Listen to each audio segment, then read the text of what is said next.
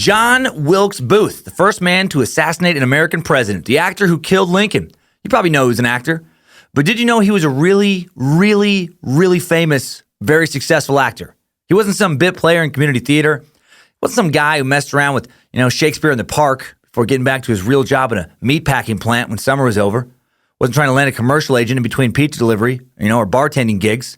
He was one of the most famous actors of his day. He was the leading heartthrob of his day, the son of the most famous actor of his father's generation. His older brother, Edwin, was the most famous actor of his day. Edwin is considered by many historians to be the most accomplished American actor of the entire 19th century. His only other brother, older brother Junius Brutus Booth Jr., was also a working actor. They were like the 19th century Baldwins, if Billy Baldwin had killed a president. Whereas Edwin was considered to have more mastery of his craft, one of his nicknames was literally the Master, John Wilkes was considered to be more charismatic and handsome than technically skilled. He was especially known for his action scenes. He was a noted swordsman. He was a 19th century equivalent to today's blockbuster action star. Not going to win an Oscar, but going to move a shit ton of tickets. If Instagram would have been around in 1864, he would have had the most followers of any actor of his day. Legend has it, female fans once literally ripped his shirt off as he was leaving the theater after a performance. Women wanted John Wilkes Booth. Men wanted to be him. And then he killed a fucking president. And historians don't think mental illness played a part in his decision. Think about that. It's truly comparable to if, like Keanu Reeves or Ryan Gosling or Dwayne "The Rock" Johnson killed a president today. It's preposterous. It's outlandish. And it's true. Think of how crazy the media would go if something like that happened now. Anderson Cooper, Rachel Maddow, Sean Hannity, their heads might actually explode. The story of the planning and the aftermath of Lincoln's assassination is nuts. Tragic in moments, comically stupid in others. And we're going to deep dive and suck this fascinating moment in history today on Timesuck. You're listening to Timesuck.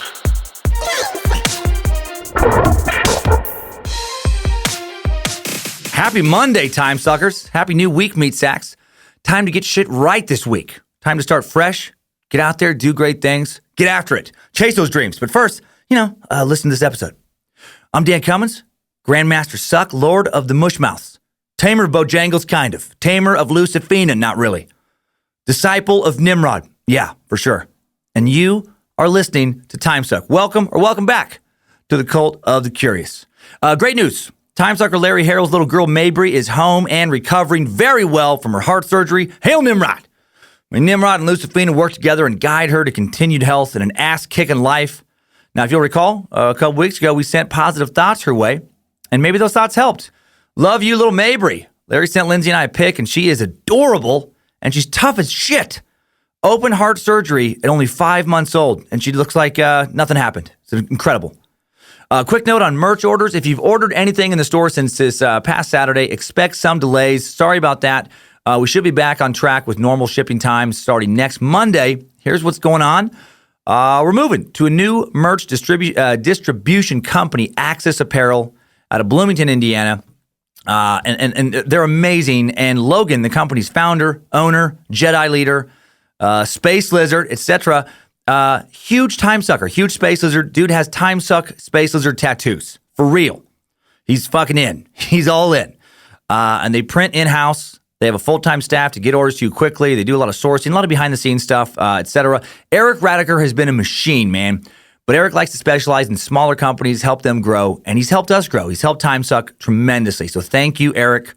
But Eric's a one-man crew with a full-time job that is not, merch distribution. And new products coming out. We're killing him to get them out on time because, there's more of you guys now. More of you guys ordering stuff. He was losing a lot of sleep, which I get. So it made sense for us to go to a bigger company, and we wish Eric the best. And if you're starting a podcast or you got a small podcast or a small business and you're getting into online sales, highly recommend Eric Radiker. He's a great dude, great customer service. He's a hard worker, and we love him. So thank you guys for continuing to grow the suck. Man, we're just constantly trying to figure this out, how to move forward in the best way, how to be the best little podcast business we can. Get organized, get things right, provide better customer service than you get because, if you're familiar with my stand-up, I have no patience for poor customer service. So it's weird being on this side of it and be like, oh, fuck, this is actually a lot of hard work to try and grow and keep everybody happy. But just know that, man, it is a priority. We are doing our best to get everything right, including the merch side of things. Going to be able to make some real cool shit with Access Apparel and Danger Brain collaborating together. Recording today's episode today. Had a great time in Dayton this past weekend. I love the diversity of Timesuckers that showed up. Clean cut and conservative, tattooed and liberal, tattooed and conservative. A lot of dudes, a lot of ladies, a lot of whites, a lot of not white meat sacks as well. And a huge range of ages. And I love seeing that in the crowd, man. Our society, myself in moments, can be so ageist in particular. Act like people, once they hit a certain age, they can't be fucking cool or creative or they're not fun anymore. What a bunch of bullshit. Your grandma might be twice as cool as you. My grandma Betty's cool as shit, man. I was dancing to Chubby Checkers on a record player in her house less than a year ago. She's got moves. She's got more rhythm than I do, which probably isn't saying a lot. And I also truly had a great time in La Jolla last week. I know I was recording episodes in the past, so I was like, I think I will. Well, I did. Had a great time everywhere lately. 100th episode of Timesuck is coming up soon. A lot of Timesuckers have written in asking if I'll do anything special for that episode, maybe shake it up. Some of you have suggested I do like a drunk history kind of version, like a drunk as fuck suck is what some of you were calling it. And after thinking about it, I like it. It's been a long time since I've been really drunk, and I'm going to do it. And we've picked a weird topic to do to make it that much more fun. The Axeman of New Orleans. Apparently, some dude just went around terrorizing New Orleans in 1918, 1919 with a fucking axe. And he was never caught. And he would do weird shit like he'd write into the press and demand that everyone play jazz loudly from their homes or they're going to get some axe coming their way. Just crazy. It's gonna be a good excuse to do some old-timey voices, get weird, learn about some New Orleans history, and be a big celebratory episode. Man, 100 straight weeks of uninterrupted suck. Gonna celebrate by doing a drunk suck. So it's gonna get weird. I hope you enjoy it. I'm very grateful. Flat Earth Tour rolls into Side Splitters in Tampa this weekend, August 2nd to the 5th. Excited for that. Excited to see who shows up. And then I'm going to keep it Florida the following weekend. Palm Beach. Going to be there Friday through Sunday, August 10th through 12th. First time I'll be there, so hopefully it's a good impression. Historic stand-up venue Zanies in Chicago is next, man. A lot of shows in Zanies, August 15th through 18th, doing 3 on Saturday night, which is insane. But it's a small club. No bad seats. It's like a little cigar box, kind of 140. I think people fit in there, something like that. Westward to Denver, the Comedy Works, the 23rd to the 25th. Then a new live Timesuck on Sunday the 26th. Going to build on what I learned during Orlando.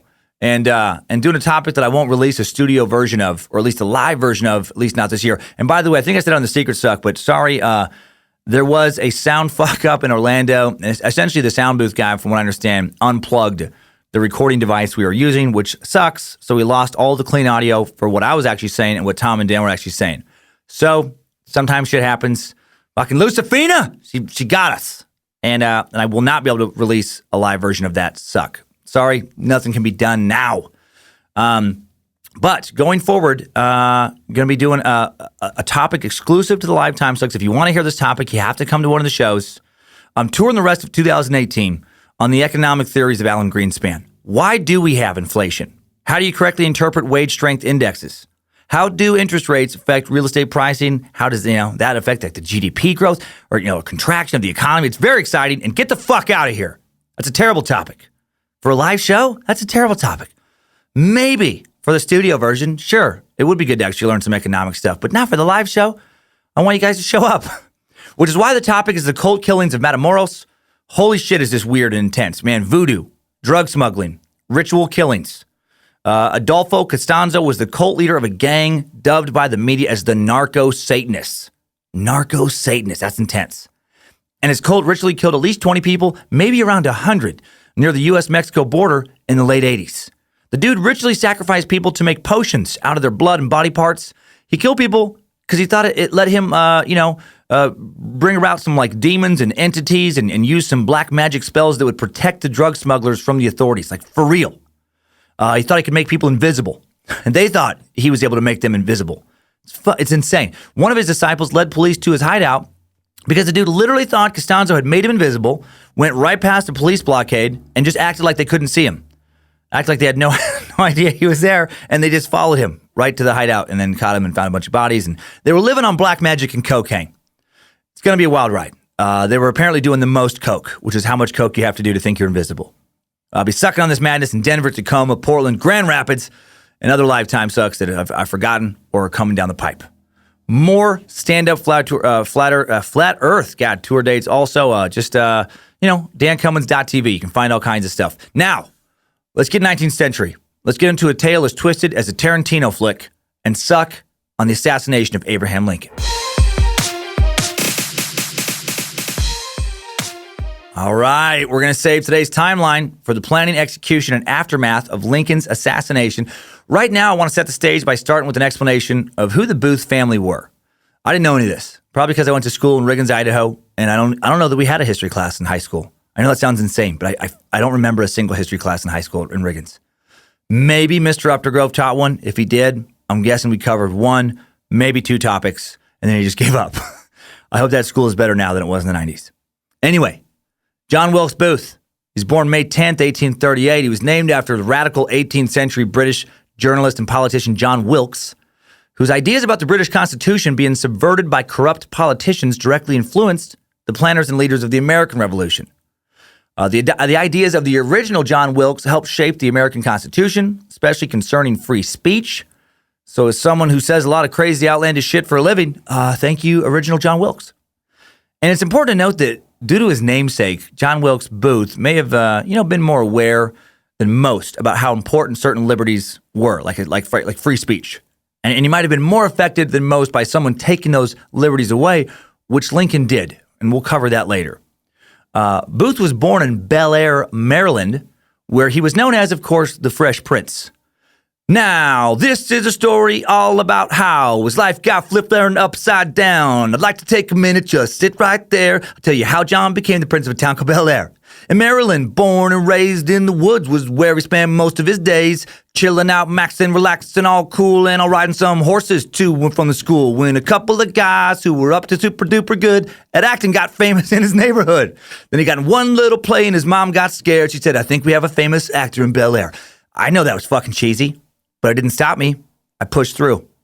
I heard that song so many times as a kid. Of course, he was not the Fresh Prince of Bel Air. And if you're like, what is happening right now? If you somehow don't know, just because of your age or whatever, yeah, there was a little show called The Fresh Prince of Bel Air that Will Smith was a big part of. All right, but he was in Bel Air, Maryland, is this guy. Bel Air was a rural area, Booth's time, area settled way back in 1780, but not incorporated until 1874. And I just want to say, not easy, as it turns out, to sing those songs when you don't have music. That's tricky. It's tricky. I was trying to get a tune in my head, but I was like, man. Okay. Only around 10,000 people live there today. It's 66 miles northeast of D.C. Only a few miles further than that puts you in Virginia, one of the states that would secede from the North and join the Confederacy during the Civil War. And that's weird to me, man. Richmond, Virginia, just over 100 miles south of Washington, D.C., would actually be the capital of the Confederacy. And how strange is that, man? Capital of the Union, capital of the Confederacy, only 100 miles apart. That seems bad for war. So John was raised as a Northerner. He lived amongst free African Americans during his youth. He was also raised near the heart of the Confederacy. And John's father was the reputable Shakespearean actor, Junius Brutus Booth. His mother was Mary Ann Holmes. He had an idyllic country childhood. For the most part, he spent some time in Baltimore, too, but he spent a lot of time out there in Bel Air. As a child, he was athletic and popular. He was good with horses, rode one to school. He was accomplished at fencing. His family was famous. His father had grown up in England and gained fame initially as a sword juggler. Now, prior to Junius, there were only records of jugglers juggling like pins, balls, other kind of harmless objects. Junius added both a sword and a unicycle to the show. And then shortly after attaining some fame for circus-like kind of, his act, juggling swords, sharp objects, was actually outlawed in England. Because of him, in a way, several performers he influenced who didn't share his talent and skill impaled some unlucky audience members. And one lady actually died in Highland Park.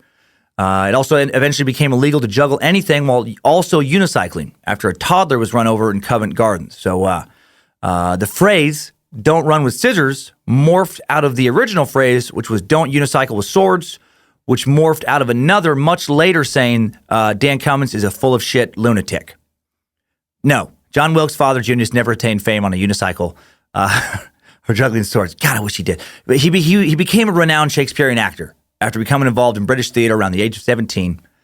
1821, already famous in England, 25-year-old Junius immigrated to the United States with Mary Ann Holmes, this London flower girl he left his wife for. He had a child with his first wife, but he left them behind. This original family he abandoned would eventually seek him out in the U.S., kind of create a minor scandal around him, but There would be some blackmail attempts, that kind of stuff, but never actually seemed to affect his career. Junius bought 150 acres in Maryland, Bel Air. His family, his new family, lived in a log cabin there. And within a year, he became America's most widely known and sought-after stage actor, specializing in Shakespearean tragedies. The famed poet Walt Whitman was a big fan. He toured all over the eastern seaboard, take his new family to Europe for theater tours. Junius toured relentlessly for years, and many years after his death in 1991, he was inducted into the Theater Hall of Fame. So John Wilkes grew up with a very famous father, and then his older brother, Junius Jr., born in 1821, when Junius Sr. just barely made it to America, also became a working actor. And then Junius, his brother, married a noted actress, Australian immigrant, Agnes Booth. Junius Jr. was also 17 years older than John Wilkes, so John would grow up never remembering a time when his father and brother weren't working actors of, noted actors, and when he wasn't surrounded by other actors in the theater scene in general. Man, Junius Brutus Booth, what an odd name, right? His dad was supposedly named after Marcus Junius Brutus, one of the men who killed Julius Caesar in Shakespeare's tragedy. So apparently John Wilkes' grandparents were big theater fans as well. Like, you don't name your kid Junius Brutus if you want him to become like an accountant or a banker or a doctor. Clearly a very dramatic family. Brother Edwin, 5 years older than John, made his stage debut with his father when he was 16 years old and John was 12. In early 1850, the family upgraded from living in that log cabin to a stately home known as Tudor Hall, also on their Bel Air property around that time. That home is still there and on the National Register of Historic Places.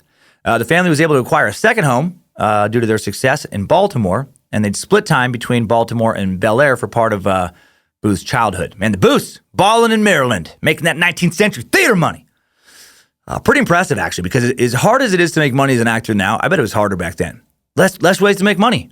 Fewer people, were able to pay their bills through acting. It was live theater or it was fucking nothing. No film, no TV, no host-driven reality television, no voiceover work, commercials, spokesperson shit, no YouTube fame. No, it's live theater or nothing. And then in 1852, when John was 14, his father died from a fever, probably ill from drinking river water near Cincinnati. Damn river dysentery water. Remember that from the Donner Party, Suck? You probably heard McGill's pop shortly before he passed, Probably blew his butthole clean off. Just, oh, God. And then he's gone. By the age of 16, John Wilkes had decided to join the family business, began working on his monologues, speaking voice, studying Shakespeare daily. Booth made his stage debut at age 17, August 14th, 1855, in the supporting role of the Earl of Richmond in Richard III at Baltimore's Charles Street Theater. Charles Street Theater. Early on, he wasn't the best actor. He had a problem memorizing lines. I have a terrible memory. I can relate. 1858, he acted in the play Lucrezia Borgia. And when it was time for him to go on stage, he fumbled his first line. This would have been great to see, saying, "Madam, I am Petruchio Pandolfo. Madam, I am Pandolfio Pet. Pantuccio Pet. Damn it, who am I?" And I guess the audience had a good laugh at his expense. I relate to that way too much. Even early on, though, when he was not a good actor in a technical sense, he was captivating. American critic, journalist Jim Bishop wrote that Booth developed into an outrageous scene stealer, but he played his parts with such heightened enthusiasm that the audiences idolized him. He had that it factor, man, had that star factor. Also in 1858, he became a company actor at the Richmond Theater in Virginia, where he became increasingly popular with audiences for his energetic performances. And this is important to what will happen later, because while John Wilkes' father had attained fame primarily in states that would later be Union states, New York, Pennsylvania, Maryland, he even successfully toured California with John's brother Edwin. John would attain his most fame in the South, and with Richmond audiences in particular. John's brother Edwin, also became more famous in the North and South. South loved Johnny Wilkes Booth, JWB, big in the sweet tea states. Also, it's important to note that John Wilkes loved tragedies, and his favorite character to play was Brutus. Right, Brutus coming up again in this. This character was somehow part of like family lore. The man who would kill Julius Caesar, the man who would overthrow a tyrant. And let's examine his favorite role for a bit because it says a lot about him. It'll be revealed later that his obsession with this role directly motivated his decision to kill Abraham Lincoln. Caesar is beloved by the people of Rome, but abused in his power. Cassius plans on killing him, but Brutus isn't so sure about joining the conspiracy. Then Brutus and Cassius hear that Caesar refused the crown 3 times, when Mark Antony offered it to him, because Caesar hoped the crowd would beg him to take it. But actually, the people were thrilled that he didn't want to be king, which makes Caesar mad because he totally wants to be king. He's got a huge power boner. He's sporting some big old crown wood. Got that throne wood, rocking his shorts, rocking his toga, I guess. He wants to be a tyrant. The conspirators meet. They show Brutus some letters that approve of their plan, which are forged actually by the conspirators. Brutus finally decides that he has to kill Caesar in case Caesar becomes king, because then he'll hurt the people of Rome. And then they do kill Caesar. They all agree that they've killed Caesar for the good of Rome, but Mark Antony delivers a speech that turns public opinion against the conspirators, and they have to flee.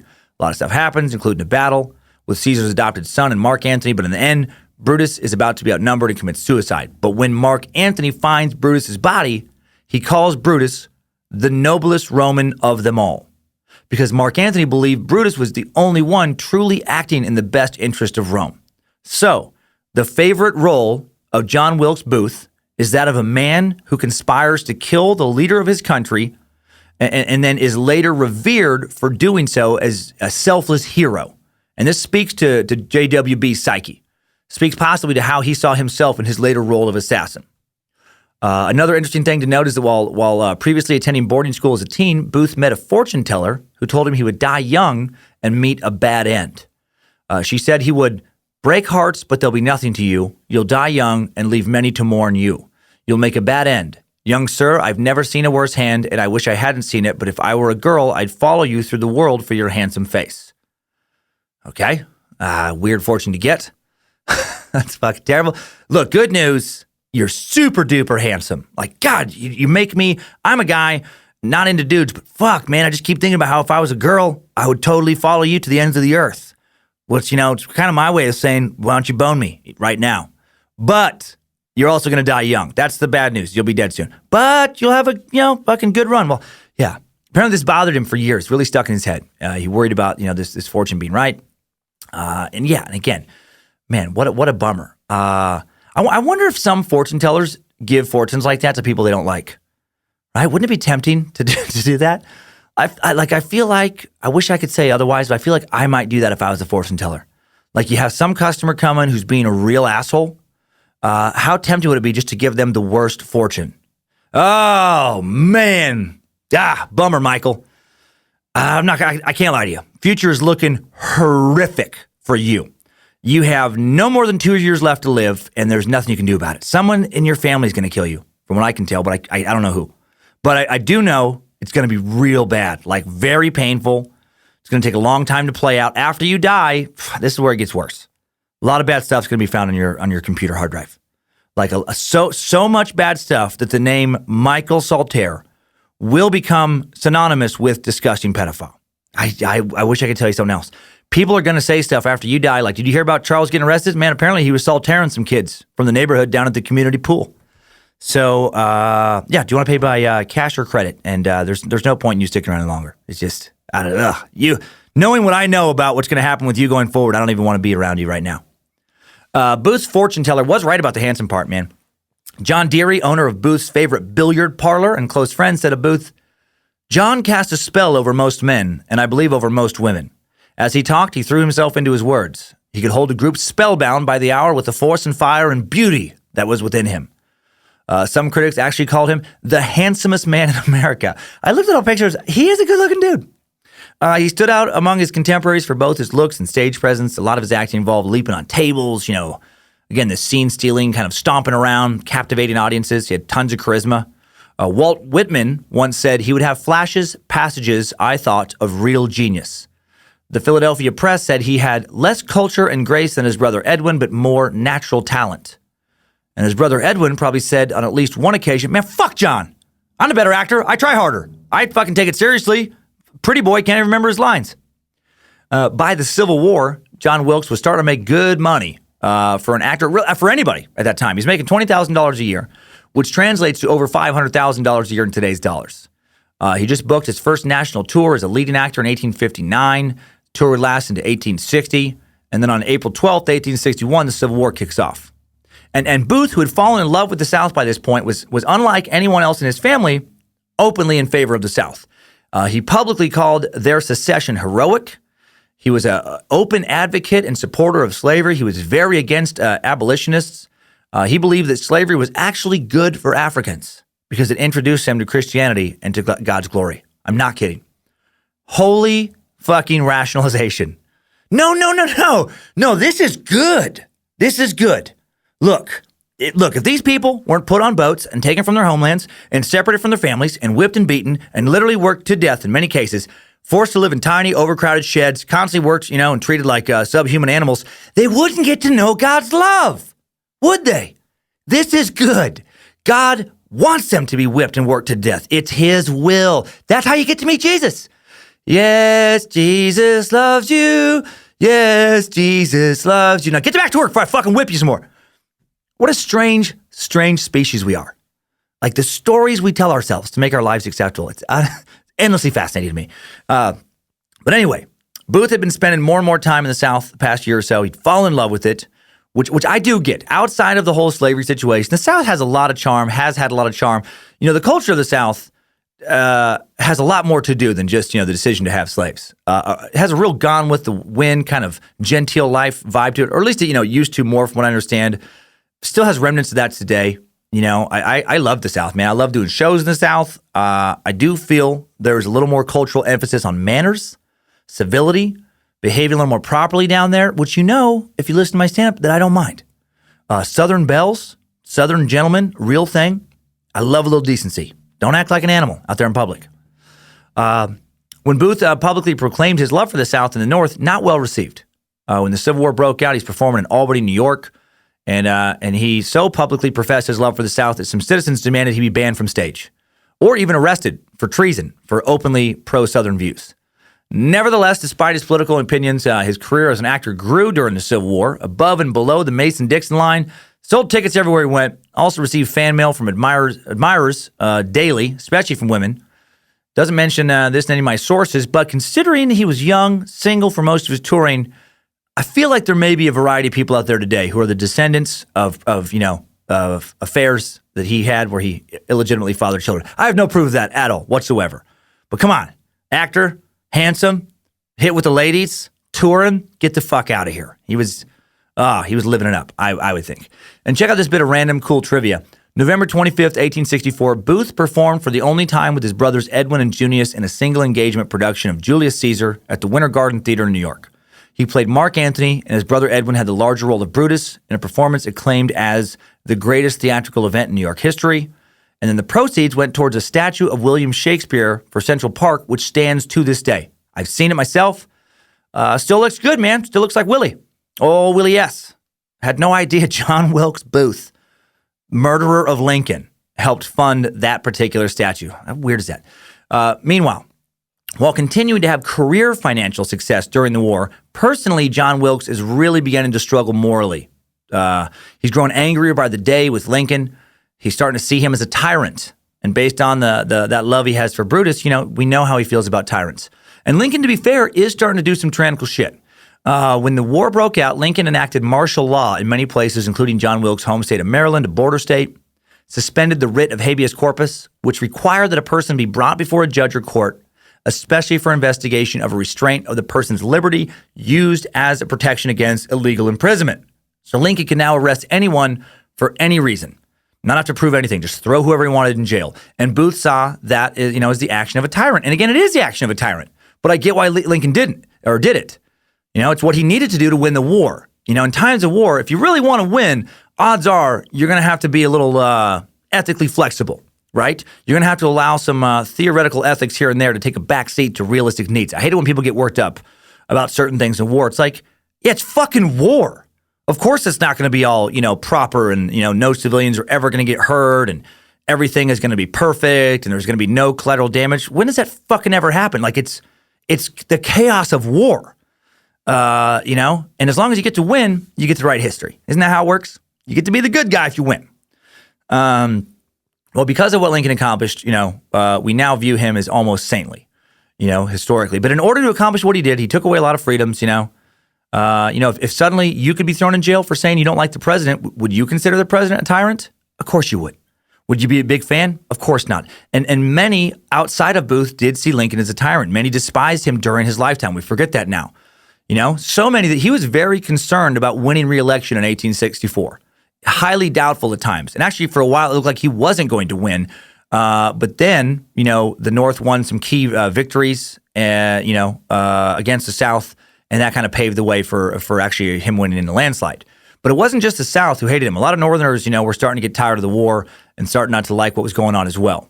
Also in 1863, Booth is arrested in St. Louis for making a comment that he wished the president and the whole damn government would go to hell. He's only released after he makes an oath of allegiance and pays a substantial fine. This definitely fuels his view of Lincoln as tyrant. Lincoln has become his Caesar for sure by now. November 9th, 1863, a family friend of the Booths opens the 1,500 seat Ford Theater in Washington, D.C., and Booth was one of the first leading men to appear there, playing in Charles Selby's The Marble Heart. I love this historical detail. One of the first leading men to perform in the theater where he would later kill Lincoln. And Lincoln, a few years before his death, did watch Booth perform there. Watched him perform in that opening play. Lincoln watched a lot of shows at Ford Theater. It's less than a mile from the White House. In that first play, Booth portrayed a Greek sculptor in costume, making marble statues come to life. Lincoln watched the play from the presidential box, and at one point during the performance, Lincoln stood up, took his shirt off, and asked Booth to suck his nipples, which gets left out of every single historical text I have found, because that never happened. But fuck, that would have been amazing. Can you imagine? Just feed upon me, Booth. Take your handsome face. I don't know why he's Scottish right there. Put it on my nipple.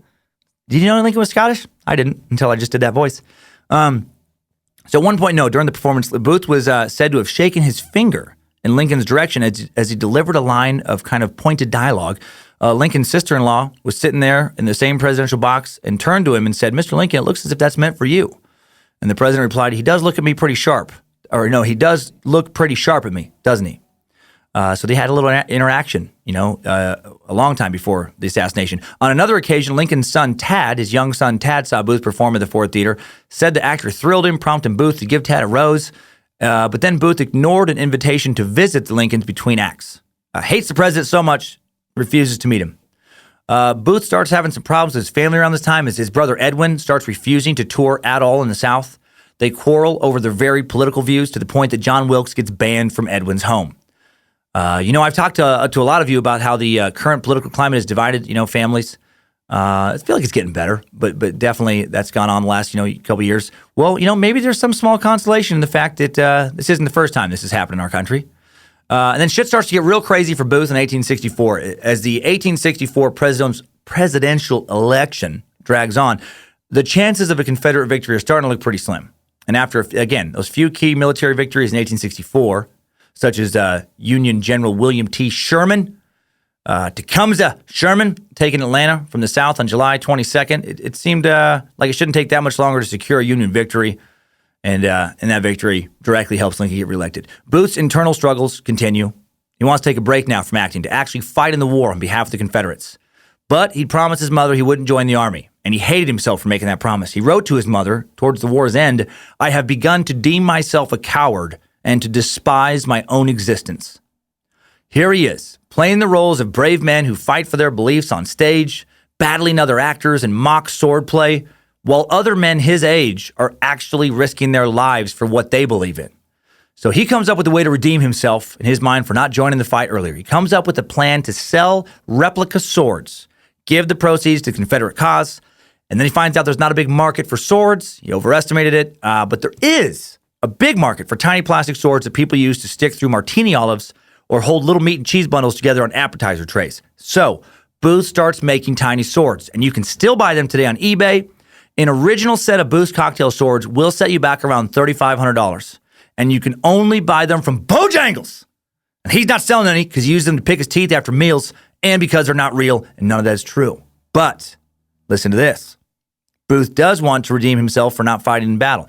Initially, he formulates plans to kidnap Lincoln. This is before the assassination plot. His original plans include kidnapping. He's going to kidnap Lincoln from his summer residence at the Old Soldiers' Home, 3 miles from the White House, smuggle him across the Potomac River into Richmond, Virginia. Once in Confederate hands, he thinks that Lincoln could be exchanged for Confederate Army prisoners of war held in northern prisons. And Booth reasoned, this could bring the war to an end by emboldening opposition to the war in the North or by forcing the Union to recognize the Confederate government. And while this may sound crazy, and it certainly was, it wasn't actually that far-fetched of an idea to be able to kidnap Lincoln. The Secret Service did not exist in any form until 1865, and they didn't begin offering full-time protection to the president until 1902. You know, it was kind of up to the president's discretion if they wanted somebody to kind of guard him or not, you know.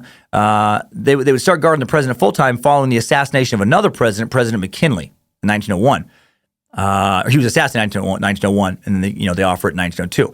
Lincoln would sometimes ride alone in between the White House and the old soldiers' home, totally alone. He's a president of the Union. There's a war going on with other Americans living just a few miles away, and he'd just hop into the carriage and just go for a little stroll. Hard for me to imagine, but it happened. To me, that's like seeing Trump cruise by on a Harley when you're out. No bodyguards, no Secret Service. You know, can you imagine that shit? You know, you're just walking around D.C. I don't know, you're going to get some fucking Jimmy Johns, and then fucking Trump just scoots by in a Harley. Like back in Lincoln's time, presidents would just walk into bars. They'd just walk into restaurants and stuff without being guarded, you know? It's so strange. I'll have a gin and tonic, and the President of the United States will have a whiskey sour, and we'd like some nachos for the table. Hi, I'd like our name to be put on the waiting list. Party of two for the goddamn President of the United States. 20, 30-minute wait? Yeah, that's fine. That's fine. Booth's kidnapping plot takes us directly into today's Timesuck timeline that will lead to both his arrest and to Lincoln's death. Strap on those boots, soldier. We're marching down a Timesuck timeline. Did I say arrest? I meant death for both. You knew that. That's the part of the story you already know. He's kind of arrested. He wasn't alive when he was arrested. Okay, January 18th, 1865, John Wilkes Booth, two co-conspirators, first planned to kidnap Lincoln on January 18th, 1865. Yep, it was a plan they'd been discussing since August of 1864. I've been thinking about it for a while. Booth had abandoned his thoughts of taking Lincoln from the old soldier's home, and now his plan is to attack Lincoln in his box at Forest Theater on January 18th, tie him up, and this is real, and then lower him down from the balcony to make a quick getaway. Yeah, just no biggie. Just tie him up, just lower him down, you know, like something you'd see an idiotic villain do in a cartoon. You know, you didn't get a chance to test his asinine plan because Lincoln changed his plans at the last minute, opting to stay at home instead of going to the theater on a stormy night. And because his co-conspirators thought it was like a really stupid plan. Like they were openly like, dude, you've gone mad. I'm not going to lower him from the balcony by a rope in the dark and just let some other guy, just walk him on out. Like that's not going to get us all caught and killed. The original co-conspirators were two childhood friends cursed to grow up near this maniac. One was Samuel Arnold. Samuel Arnold was born in Washington, D.C., September 6, 1834. The Arnold family later moved to Baltimore, and Arnold attended St. Timothy's Military Academy, where he was a classmate of John Wilkes Booth. And then there was Michael O'Laughlin, born in Baltimore, Maryland, 1840. One of John Wilkes Booth's earliest friends, as the Booth family had a home just across the street from the O'Laughlins in Baltimore, when they weren't in Bel Air. Despite it being a really dumb plan, Booth still wanted to try the kidnapping plan again a few months later, this time on March 17th, when Lincoln was supposed to attend another performance at the theater. He met again with, his conspirators, actually more co-conspirators this time to discuss his plan. Met with 6 men. And again, everyone thought it was crazy, let me get this straight. You want us to somehow quietly sneak up on President Lincoln in the balcony, quietly somehow tie him up, while also keeping anyone who may be with him also quiet, then lower him via a rope to the stage in a theater with hundreds of Union soldiers and Union sympathizers, and then just whisk him away. Just nothing to see, everybody. All part of tonight's performance. Looks like the president, doesn't he? Oh, remarkable what the House Wardrobe and Makeup Department can do. Big hand for the theater. Big hand for the Wardrobe Department. Yes, I'm going to drag this random actor who is definitely not the president backstage before he gets loose and he starts talking some crazy talk. Booth actually wanted to do that. He thought that would work. He said, one of you will turn down the gas lights and the theater will be plunged into darkness. And then Lewis Powell will get into the president's box. He'll be the one who's going to subdue Lincoln, tie him up, and then lower him to the stage with a long rope in the darkness. And then another conspirator, his buddy Sam Arnold, from his old friend from childhood, scoffed at the audacity of the plan, saying, "You can be the leader of the party, but not our executioner," adding, "It's madness beyond measure." And then Lincoln's travel plans, they change again. The plan's tossed out for a second time. And who are the additional 4 conspirators that weren't part of the first kidnapping plan?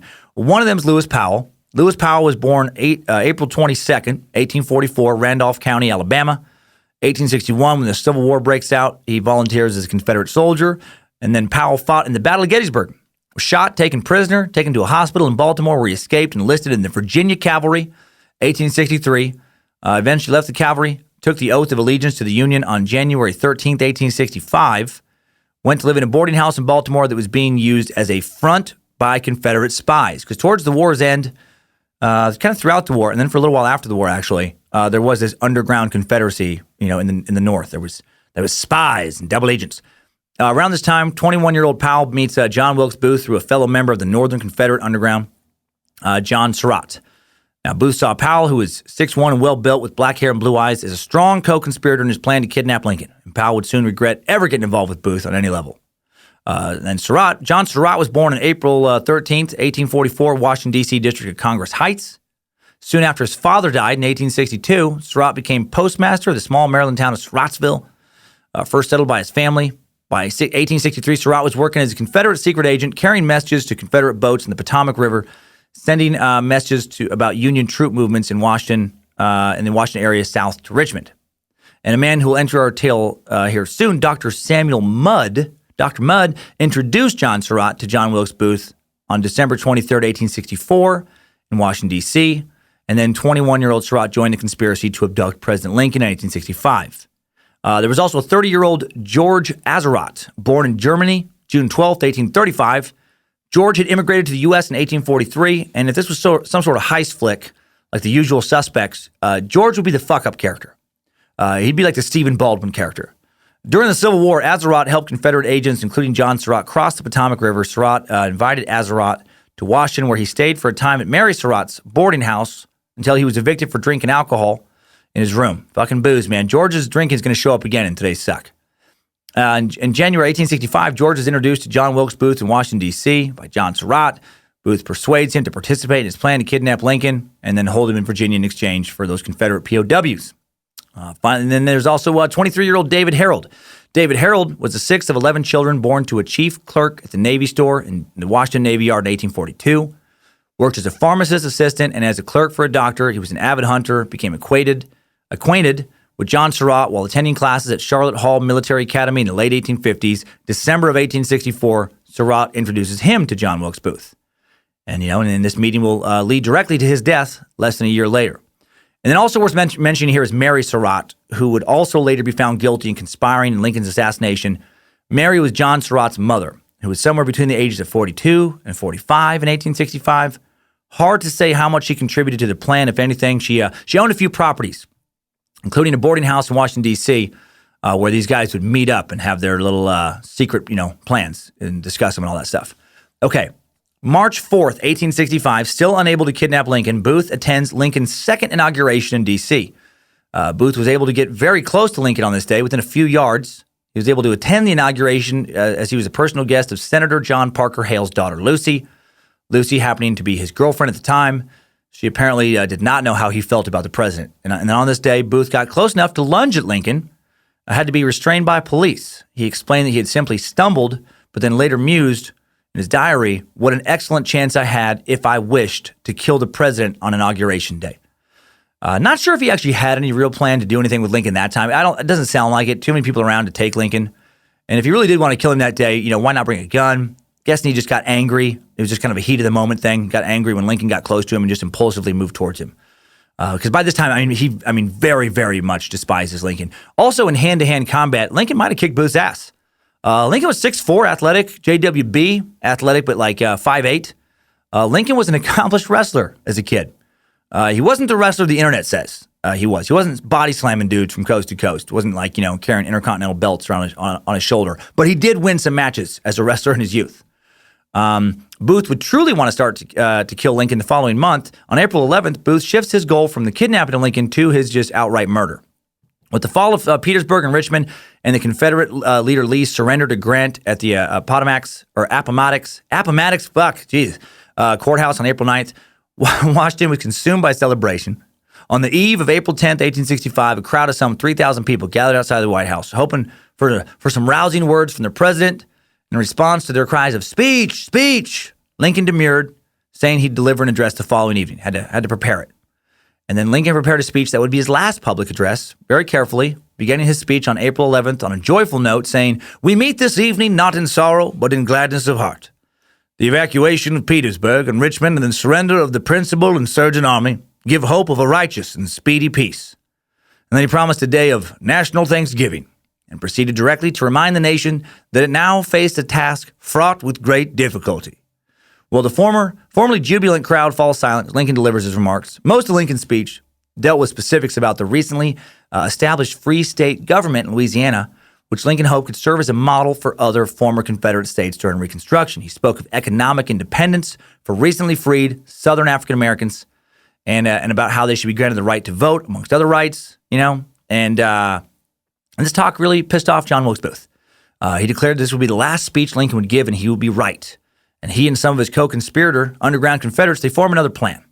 And this time they actually are going to give it a go. And why are these other guys going along with Booth's plans? Well, partly because they are also Confederate sympathizers who do hate Lincoln, but also they probably went along with it because Booth was a big star who they admired greatly, and they didn't want to disappoint. The rest of these guys are not known on any level in society. Like you might not be interested in murdering anybody, right? But what if Ryan Gosling suddenly just became like one of your best buddies?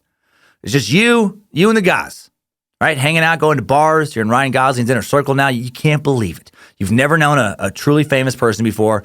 Your other friends are jealous as hell. Just, man, why are you hanging out with Ryan Gosling? And you can be like, well, we actually, we grew up together for a while. Or I just met him through some friends. He's hella cool, which is how these other guys get involved. They just meet him through Surratt. You're showing up at a premiere of one of his movies. It's awesome. You're meeting other stars. It's like, dude, are Penelope Cruz and Selena Gomez in the fucking hot tub right now? Yeah, I guess so. J-Lo was just back there a second ago. Amy Adams just left to get her swimsuit. She'll be back. I mean, how cool is that, right? But then what if like a few weeks later, Ryan is like, man, it's been fun. It's been fun hanging out, right? Love you guys. You guys are awesome. Hey, I need to ask you a favor, though. I need you to help me kill the president. Look, I can get into his dinner club. I can get past security, and I'm going to pull the trigger. I just need you guys to do some other shit for me. Like, hopefully you would still go along with it, but star power is a real thing. Truly affects a lot of people. Like, you might not want to help him kill, but, if it wasn't for him, you wouldn't have been in the hot tub when Amy Adams took off her top. So he feels like, kind of is fair to pay him back. Partly, again, these other conspirators also hated the Union. Like I said, but they probably wouldn't have actually tried to kill Lincoln if it wasn't for this handsome, charismatic, convincing John Wilkes Booth character. Okay, so now let's get into the actual assassination plan right after sponsor time. Today's Timesuck is brought to you by the Great Courses Plus. You will love the adventure of learning new things. I know you love the adventure already of learning new things. That's why you listen to Timesuck. Hail Nimrod. And that's why, you're going to love watching and listening to the Great Courses Plus. Now, the Great Courses Plus lets you explore fascinating topics, learn from award-winning experts about anything that interests you, like ancient history, astronomy, psychology, how to take better photos, how to bend more effectively with yoga, how to, special HD TED Talks. They have over 10,000 lectures to watch. You can stream them, download them, more being added all the time. You can watch, listen anytime, anywhere with the Great Courses Plus app. That's what I do. This week, I recommend the Great Courses Plus course on Abraham Lincoln. Right? 12 total lectures presented by Professor Alan C. Guelzo, professor of the Civil War era at Gettysburg College. He knows his shit. And I recommend you start with the last lecture, actually. The last one is about Lincoln's vision for America. It involves, the assassination, and it is inspiring. And it's the perfect course to get started with. Or if not that one, fucking pick any of the other Great Courses Plus wonderful lectures. And you get a special limited time offer of a full month of unlimited access free for being a time sucker. To get this free month, you must sign up at thegreatcoursesplus.com/timesuck. That's thegreatcoursesplus.com/timesuck. Get that free month. Link in the episode description. And I do appreciate the emails people have sent in here recently talking about signing up and talking about how glad they are at having done so. Okay, we're back. We're back into the day of Lincoln's assassination, April 14th. Just 3 days after the speech that enrages him, John Wilkes Booth decides to kill the President of the United States. Right? So weird. Again, try to picture Tom Hardy making that decision. He's going to go on The Tonight Show with Jimmy Fallon to promote his upcoming film Venom. And he's going to try and schedule on the same day that Trump will be there so they can shoot him and then run out through the audience. Like, this is that level of crazy. And if you're thinking again, but different because a lot of people really don't like Trump and people love Lincoln. Well, remember what I said earlier. Way more people love Lincoln in death than they did in life.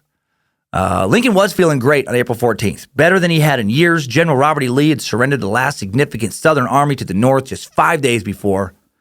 There would be a few Confederate holdouts that would still, officially on the books be at war. The last group of troops surrendering on June 2nd, when General Edmund Kirby Smith signed surrender terms for the Confederate troops west of the Mississippi. But for all intent and purpose, the war is essentially over. 4 long years of fighting, almost 4 years to the day, have come to a close. Lincoln and his wife Mary have 2 living children, both sons. Their other 2 children, also both sons, have died in childhood. Little Eddie died in 1850 at 3 of what they called consumption, but historians probably feel was cancer, actually. William Wallace, a.k.a. Willie, died during the war from typhoid fever. He was 11, 1862. Their son Tad would die at the age of 18 in 1871, 6 years after his father, of consumption or possible congenital heart failure. Ironically, their only son to fight in the Civil War, Robert, is the only child who would survive into old age, living until 1926, dying at the age of 82. He would only fight in the last 3 weeks of the war and in a non-combat role because his mother, Mary Todd, begged Lincoln to spare him from battle, pleading, "We have lost one son, and his loss is as much as I can bear," without being called upon to make another sacrifice. Lincoln was a tough son of a bitch, and he actually argued that his son should fight, saying, "Our son is not more dear to us than the sons of other people are to their mothers." Man, poor Mary Todd. She saw her husband and 3 of her 4 children taken long before she was. After her son's Tad's death, actually, she would not surprisingly sink into a deep, dark depression, begin mentally unraveling to the point that her remaining son, Robert, had her involuntarily committed to an asylum. To an asylum. Poor Robert, man. His father taken while he was in childhood. All his brothers dead while he's still a young man. And then he has to put his mom in an institution. She'd soon get out, but putting her in caused the 2 not to speak again until shortly before her death, years later. Tragedy, man. So much tragedy around the Lincolns. But on the morning of April 14th, 1865, things were looking good. Things were feeling right. The future's looking bright. And again, since we know how this ends, it's going to be sad. But Lincoln and Mary, they were both looking to the future that morning. Lincoln's aides and cabinet members recalled that he'd woken up feeling lighter than he'd felt in years. This is the day he gets assassinated. Looks better, has more color in his face, looked like a weight had been lifted off his shoulders. Lincoln and Mary that morning take a carriage ride together, just the 2 of them, talk about what life might be like when they return to Springfield when politics is all over. Mary would later recall that Lincoln said, "Mary, we've got to try and be happy now. Our future is ahead of us." And then others would recall that he would add, "JK, one of those actors is going to shoot me in the head tonight. Crazy, right? OMG, FML. No, that never happened. They felt like they had made it, though, through the toughest time of their lives, and then hours later, Lincoln would be dead. Meanwhile, that same morning, Booth had slept in. Lazy actors, man. Just Lindsay Lohaning it up around town, then crashing until whenever you happen to wake. Sounds like much of my life in my 20s and some of my 30s, actually. After rolling out of bed, Booth made his way to Ford's Theater to pick up his mail. The owners let him have mail sent there, whenever he was in town. While he's picking up his mail at Ford's Theater, someone there mentions that President Lincoln will be coming to that evening's performance. And then another onlooker would recall that Booth then left the theater in a hurry. He immediately decided he needed to kill Lincoln that night, and he raced off to put a plan in motion. Once Booth knew Lincoln would be at the theater that night, he had roughly 8 hours to finish up his plan. And get it going. So first he masturbated. He was like, "Be gone, Lucifine. I don't have time for this right now. I don't have time for your thoughts. I have work to do." But then he masturbated one more time to make sure he was focused, but he overdid it. And that made him sleepy, more sleepy than he intended, and he took what was supposed to be a short nap. He woke up 3 hours later, and that almost ruined the whole plan. And it may have contributed to him later breaking his leg, which probably led to him getting caught. He later wrote in his diary, "If only I would have forsaken my second afternoon pleasuring of my swollen member. My sweet release rolled into golden slumber, and when I awoke, I felt not rested, but hurried and hastened in my movements. Surely I would have left with more grace, agility, and balance, if I had but retained the extra vigor of my wasted seed." That also, of course, never happened, but it was so great if that was part of the real story, wouldn't it be? Right? Wouldn't that be great if high school history teachers had to try to navigate that tale, in their classroom of just sexual landmines in front of all those hormonal teenagers? Oh, man. No. After the theater, Booth goes right to the stable where his horse is being kept, make sure it's ready to be ridden. Allegedly, he stops to see Mary Surratt, possibly to have her round up the other conspirators. Historians disagree about how much she knew about the actual assassination. Some think she may have only thought they were going to kidnap him. But anyway, Booth, he checks his Derringer pistol, makes sure it's ready to fire, puts together a travel kit full of belongings he'd need on the road once he escaped. He had plotted out escape routes, before this day, back when he was doing the kidnapping plans. Booth then returns to Ford Theater early that afternoon, and walks up to the president's box where the president would be sitting and watching the play.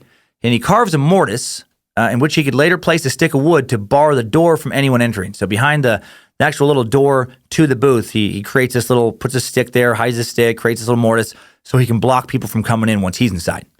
And then he meets his accomplices at a nearby restaurant. He informs them of a plan that not only includes the murder of the president, but also, I didn't know this, the murder of the vice president, Andrew Johnson, and the Secretary of State as well. I assumed he wanted them also dead to throw the governmental leadership into chaos, because, the vice president takes over if the president dies. I assumed that maybe the Secretary of State would take over if the vice president dies, but that's not true.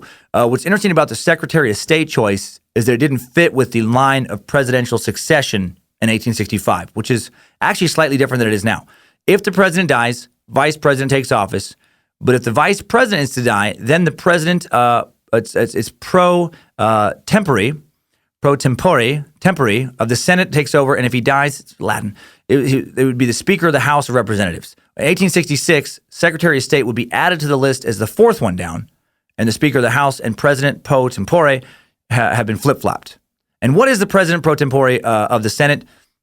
And again, sorry if I'm not hitting that word right. I wrote it phonetically. I listened to it many times, and my brain was like, nope, we're not going to care about that word. The Vice President is technically the President of the Senate, but isn't actually, of course, an elected senator, can't always oversee the Senate. So the Senate picks a senator to act as president of the Senate when the vice president is not around. And that's the president pro tempore of the Senate. Pro tempore literally means for the time being. Currently, this position is held by Orrin Hatch, Republican senator from Utah. Random trivia, Hatch has been a senator since 1977. Holy shit. Longest serving Republican senator in U.S. history. Dude has been in the Senate since Jimmy Carter was president. And I got to say, he looks good. He looks like he takes care of himself better than I do. Probably eats less Doritos, probably drinks less Red Bull. Impressive. So why did Booth want the Secretary of State killed? Well, first off, let's remember he's not acting rationally. He just wants to hurt the North now. The war's essentially over. The motive for his original kidnapping, to kind of negotiate things for the Confederate government doesn't make sense anymore, right? Not after the surrender of General Lee. He has to understand that on some level. He's not a fool. He's angry, and he wants to inflict pain on the Union and the fans of the Union that in his mind have caused, well, not in his mind, that have caused so much pain to certain people in the South. Secretary of State William Seward was also a strong figure for the North during and before the Civil War, who was staunchly anti-slavery. He's a big abolitionist. So Seward was a determined opponent of slavery and the spread of slavery for years before the war. He actually was initially the favored candidate for the Republican nomination for president in the 1860 election that Lincoln won, but he became so vocally anti-slavery that the party didn't think he was electable. Leading up to the Civil War, he was also very vocally anti-secession. So basically, he just represented everything that Booth hated. And Booth sees these men as true tyrants, as oppressors of the South. And again, to be fair, to Booth, the Union was pretty brutal in their treatment of the South, like in some respects, especially with their belief in total war. If you know that term, Union Army General William Tecumseh Sherman's infamous March to the Sea from Atlanta to Savannah, Georgia, for example, in November and December 1864, was part of this total war plan where you destroy the resources required for the South to make war. So when you go through to a town, you don't just, get rid of all the enemy troops. You also destroy all of the food. You burn down anything that could be used to manufacture weapons of war, even if it's civilian property. You ruin roads. You blow up bridges to try and destroy the Confederacy's economy and its transportation networks. You burn plantations to the ground. Countless civilian homes were destroyed. There was a lot of collateral damage. Family businesses gone. Families destroyed themselves. So if you're a Southerner or someone with Southern sympathies, again, easy to see how you'd feel a little bit of man, fuck these guys at the war's end. So at this restaurant, Booth tells Lewis Powell, that 21-year-old, well-built former Confederate cavalry member he'd met through John Surratt, that he is to murder the Secretary of State, William Seward, that night. And Booth tells George Azarat that he is to murder the Vice President, Andrew Johnson. They'd have liked to have gotten more guys, but they just weren't in the city. Like General Grant, they would have liked to have gotten him, but he wasn't around. But these are the guys who are around that they know their whereabouts and they feel like they have a good chance to kill him. Let's just really cause their government to fall into anarchy is, I guess, maybe part of his hope. Around 8 p.m. that evening, April 14th, The Lincolns set out for Ford Theater. They pick up a friend of Mary's, Clara Harris, and her fiance, Corporal Henry Rathbone. More on Rathbone later in this suck. What a very strange, twisted post-assassination story he's going to have. Other more noted guests had turned them down that evening, such as House Speaker Schuyler Colfax, who had to depart for California a few days later, and General Grant, whose wife wanted to visit family in New Jersey. Secretary of War Edwin Stanton also supposed to be there, but declined because he felt like public appearances at places like the theater were dangerous, unnecessarily dangerous. He had been urging Lincoln to stop doing that, stop going to the theater, stop taking just, carriage rides by yourself, stop making other unguarded public appearances. He'd been trying to get him to stop for months. If only Lincoln had listened. 8:30 p.m., Lincoln and his wife and guests arrive at the theater, 30 minutes after the play has begun. The play was a popular comedy, Our American Cousin, the plot based on the introduction of an awkward, boorish, but honest American to his aristocratic English relatives who are horrified by his lack of manners, when he goes to England to claim the family estate. It doesn't sound terrible, actually. They arrived with no guards, no entourage, no fanfare. The president on the winning side of the fucking Civil War shows up like he's a banker, just finished up work for the week. How times have changed. Again, that's comparable to like if you went to the movies and you're standing in line for popcorn and then suddenly notice that Donald Trump and Melania are just standing behind you with no Secret Service in sight. It's cartoonish. It's so ridiculous that this went on. Around 9 p.m., like how did they not think this could backfire horribly? Around 9 p.m., John Wilkes Booth rides up to the back of the theater on his horse, leaves his horse with a stagehand, enters the theater through the back door, walks onto the stage, out into a side alley, heads into the nearby Star Saloon, a popular little saloon for people who, at the theater to have drinks. William Withers, the orchestra leader, also snuck out for a drink while Booth was there during a break, and saw Booth standing at the bar in his shirt sleeves, his coat thrown over one arm. Booth was the first person he met. Withers recalled someone made a joke at Booth's expense, and then he recalls seeing an inscrutable smile flit across his face, and that Booth then said, "When I leave the stage for good, I will be the most famous man in America." All right, roughly 10:15. Actually, that quick note, there are some historians who think that part of the motivation Booth had was he wanted to be more famous than his brother. A lot of other historians don't believe that, but I guess it's just worth pointing out because it's a theory that part of his motivation was like he was sick of Edwin getting more attention than him. He's like, I'll show him. I'll kill the president. Then I'll be the most famous. I don't know about that, but possible. Roughly 10:15 p.m., Booth heads back into the theater, this time entering to the front, walking past the ticket office. Unbeknownst to anyone working there, he's got a large hunting knife, single-shot Derringer pistol hidden under his dark suit. Walks near the entrance of the box of seats where the president is watching, listens to the play. He's trying to time his assassination attempt to one of the play's more popular jokes. When Booth goes to enter the anteroom outside the presidential box where Lincoln sits, he finds Charles Forbes, the president's 30-year-old footman, valet, messenger, occasional babysitter to Tad, servant, etc., sitting there. Booth hands Forbes a business card explaining who he is, and that gets him into the box with the president. Charles has no reason to prevent one of America's most famous actors from stopping by to visit the president. Booth then heads inside the vestibule, leading to the box, expecting to encounter security, a man named John Parker, a resident bodyguard. He's nowhere to be found. Historians disagree over why he wasn't there. Most of what I found sound like he's probably just out grabbing a drink. Again, security, very lax. Booth closes the door to the vestibule behind him and uses that stick and mortise combo he created earlier to lock the door so no one could come in after him. He's doing it. He's really going through it this time. He was one door away from President Lincoln. He walks up to the door, looks through a peephole, and listens to the play. He listens to actor Harry Hawk on stage, waiting for him to deliver the biggest laugh line of the production, which is, "Well, I guess you... wait. It's, well, I guess I know enough to turn you inside out, old gal. You sock-dologizing old man-trap." Seriously, that was the line. That was the line that brought the house down. I'm sure in the context of the play, it was absolutely hilarious. "You sock-dologizing old man-trap." He said it, sock-dologizer. Uproarious laughter fills the theater. People love that old sock-dologizing joke. Booth opens the door, points the pistol at the back of Lincoln's head, fires at point-blank range, the bullet entering Lincoln's skull. Corporal Rathbone swings towards the sound of the gunfire, and then Booth, no stranger to fighting from all of his hours of stage duels, swings his hunting knife down upon him, slashes him from shoulder to elbow. Booth then immediately turns away from Rathbone. In the confusion, swings his leg over the balcony balustrade. And then one of his spurs gets tangled up in some American flags, people had put there that afternoon after he scoped it out to decorate the balcony. And he falls awkwardly to the stage, breaks his left ankle. Then, operating on pure adrenaline, he pops back up, yells to the crowd. Audience members would later disagree over what they heard him shout. Many heard "Sic semper tyrannis," which is Latin for "thus always to tyrants." Others heard "the South is avenged." Maybe he yelled both. Would have been funny if he'd also yelled, "Who put the goddamn flags up there?" Or, "Oh man, I really fucked up. Is it too late to say sorry and just forget this happened? Haha, YOLO, just JK." Booth then quickly staggers on his broken ankle towards the wings of the theater. No one in the general audience knows what the hell is going on. It's pandemonium. People are trying to figure out, if this is part of the play for a few moments. Then someone yells, "The president has been shot! Someone stop that man!" But it's too late. Booth has already bolted past the stage scenery, out the back of the theater, hopped on his horse. He's galloping away in the darkness. Meanwhile, also at 10:15 p.m., co-conspirator Lewis Powell is knocking on the door of Secretary of State Seward's mansion. When a servant opens the door, he tells him he's there to give William Seward some medicine.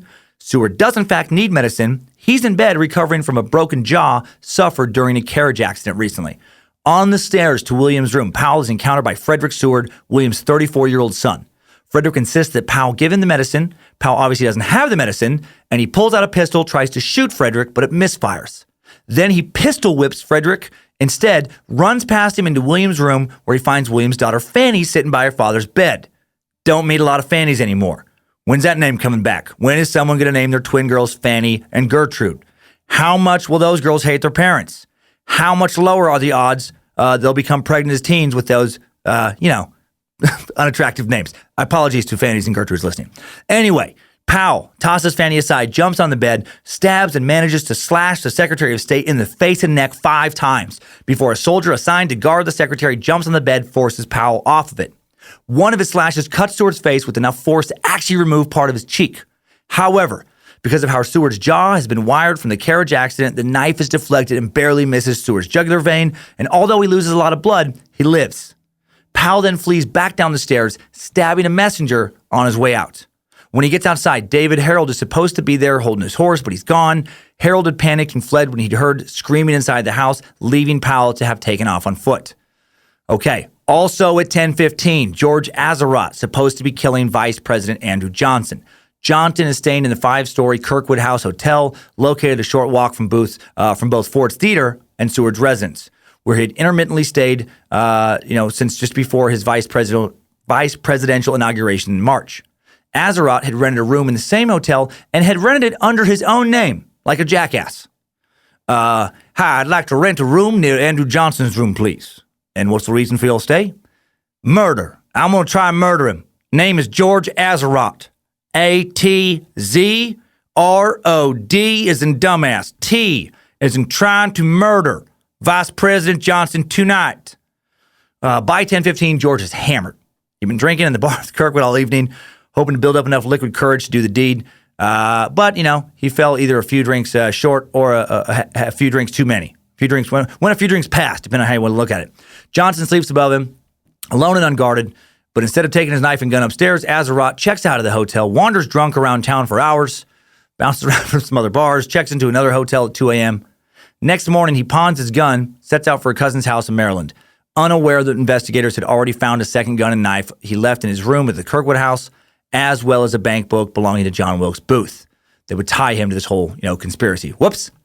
Meanwhile, back at Ford Theater, after Booth escapes, a young surgeon is the first theater guest after Booth to enter the presidential box. He cuts open Lincoln's clothes looking for a wound. Not sure at this point if he's been shot or stabbed in the pandemonium.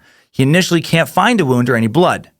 They do feel like this is not the place to try and treat Lincoln. The surgeon and others carry Lincoln's body, his still living body, out of the theater, across the street to the Peterson boarding house, into a back bedroom, lay him on a bed. The doctor then finds a small bullet hole behind Lincoln's left ear, but no exit wound. Unable to extract the bullet, he declares the wound mortal. Here is the autopsy description of this wound. The ball had entered through the occipital bone about an inch to the left of the median line and just above the lateral sinus, which it opened. It then penetrated the dura mater, passed through the posterior lobe of the cerebrum, entering the left lateral ventricle and lodged in the white matter of the cerebrum just above the interior portion of the corpus strictum, where it was found. So, maybe, unlike me, you know what more of those, what more than like 5 of those words mean. I thought I'd throw that in there for you people who understand medical terms. Lincoln's various cabinet members are informed of his condition. They rush to the Peterson house. Takes hours for Lincoln to die. He actually wouldn't die till early the next morning. He continues to breathe, and witnesses say he actually looked peaceful as he lay in bed.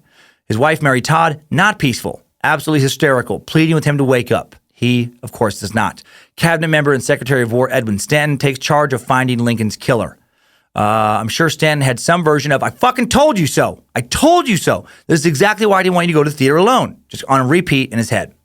He orders arrests to be made, witnesses to be questioned, bridges in the area to be closed, etc. No one else knew what to do initially. It was an unprecedented situation. Something like this had just never happened in American politics before.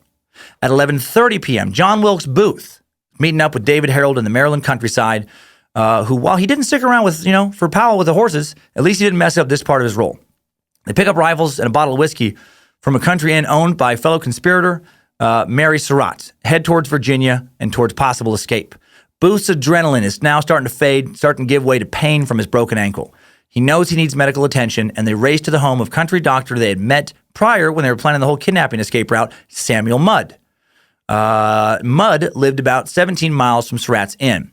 Now, due to a lack of moonlight and a light rain that evening that plunged the countryside into total darkness and thick, swampy forest conditions, Booth and Harold didn't actually make it to Mudd's house until about 4 a.m. Dr. Mudd lets him in, examines Booth, sets his broken leg, his broken ankle, puts him to rest in an upstairs bedroom. And there's a common misconception that because he treated Booth's leg, Mudd's life would be ruined, and that he would never be allowed to be a doctor again, and that, he is the origin of the phrase, your name is Mudd, as in your reputation is ruined. And actually, that's a bunch of bullshit. The phrase, if you look into etymological records, first showed up in written record in 1823 in Britain. So different country over 4 decades before this Dr. Mudd treated Booth.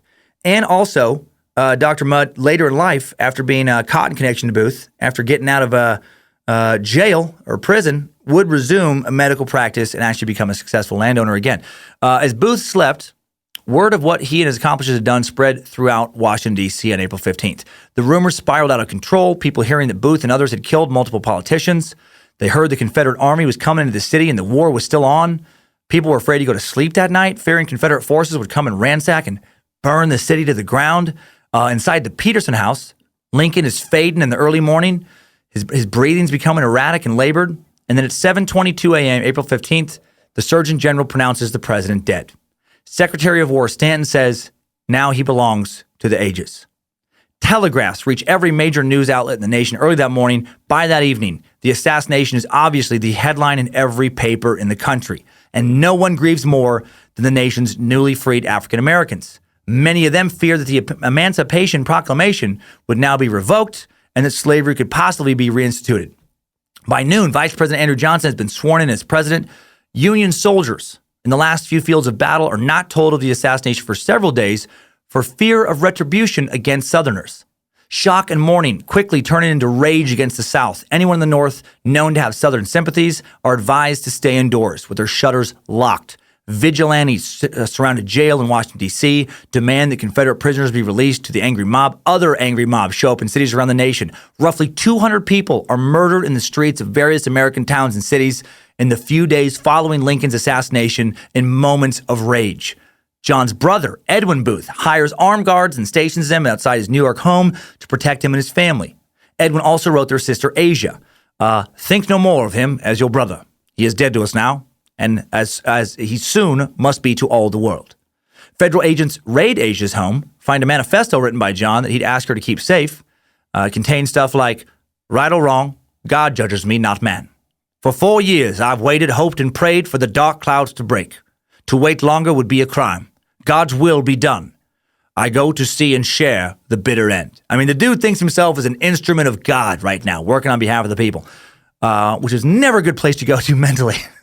Well, not for these dark kind of, goals, I guess. Okay, meanwhile, back at Dr. Mudd's house in the afternoon of the 15th, Dr. Mudd orders Booth and Harold to get out of his house, realizing the danger they put him in and put his family in. He's likely aware of the prior kidnapping plot, but possibly totally unaware of the murder plot.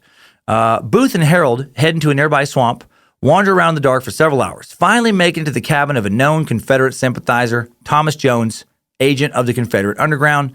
and Jones directs them to a thicket of pine trees on his property where they can hide and where they can crash for the night. On the morning of the 16th, the day after Lincoln's death, Easter Sunday, Booth and Harold are awakened by Thomas Jones whistling.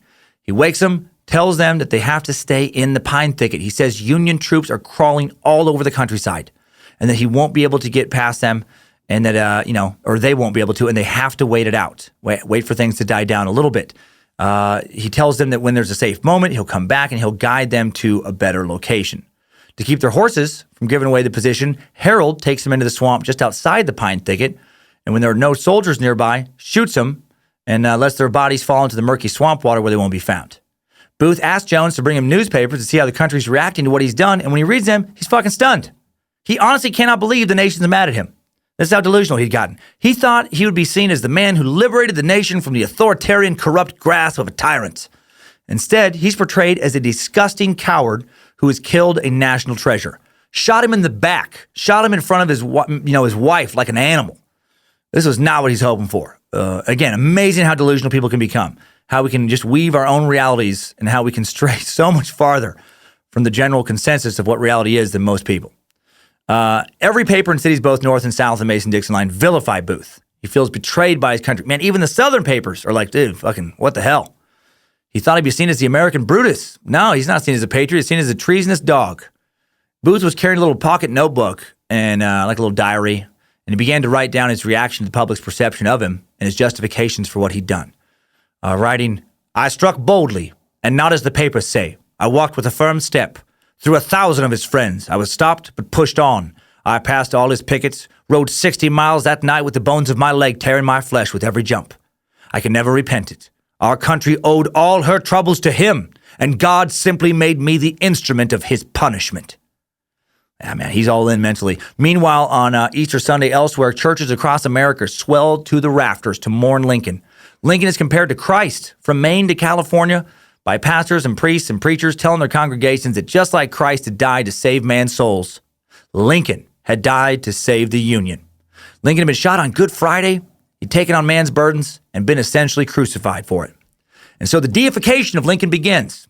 And again, he was not universally liked during his life at all. But now in death, he becomes larger than ever, than he'd ever been in life. Millions who had hated him days earlier, many of them now had softened. Those who hadn't softened their position had to keep quiet because you could literally get killed if you spoke poorly of him now. I'm sure a lot of Southerners did praise Booth in private, but it's not going to reach him. One Southern woman in a diary written shortly after Lincoln's death said, "This blow to our enemies comes like a gleam of light. We have suffered till we feel savage. Our hated enemy has met the just reward of his life." Well, days go by and Booth is still not arrested. People are being arrested in cities across America for looking like Booth. Rumors are spreading about all kinds of things. He's in this city, he's in that city, he's hiding here, he's hiding there. He's disguised as a woman, all kinds of stuff. Then on April 17th, soldiers acting on a tip raid Mary Surratt's boarding house in Washington, D.C. They question Mary.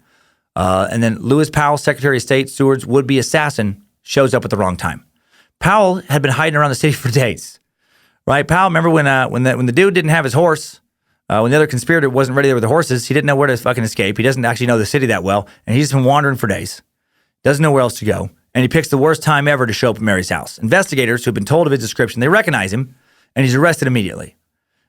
Tipped off by a letter discovered in Booth's hotel room, investigators also arrest his two childhood friends and conspirators, Michael O'Laughlin and Samuel Arnold. On April 20th, they also arrest George Azeroth at his cousin's farm after he's overheard boasting of his partition in the conspiracy like the drunk idiot he was. However, both Booth and Harold are still free, and no one knows where they are. And then the War Department puts out the largest reward that had been ever offered for anyone's capture, $100,000. That's roughly $1.5 million in today's dollars. A lot of money. And then the largest manhunt in American history, of course, follows. Yeah. That's enough money to convince a lot of Southerners to want to turn him in. Thousands of soldiers who knows how many additional citizens now combing the Maryland countryside to find both Booth and Harold.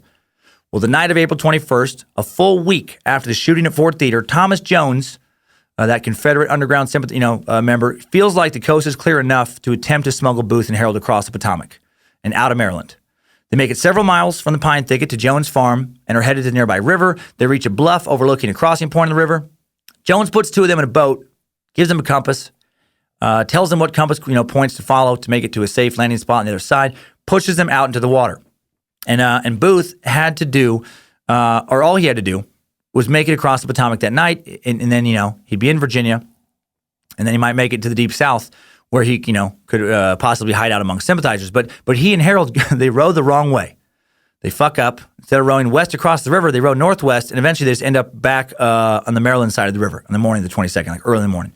Booth would write again in his diary, "With every man's hand against me, I am here in despair.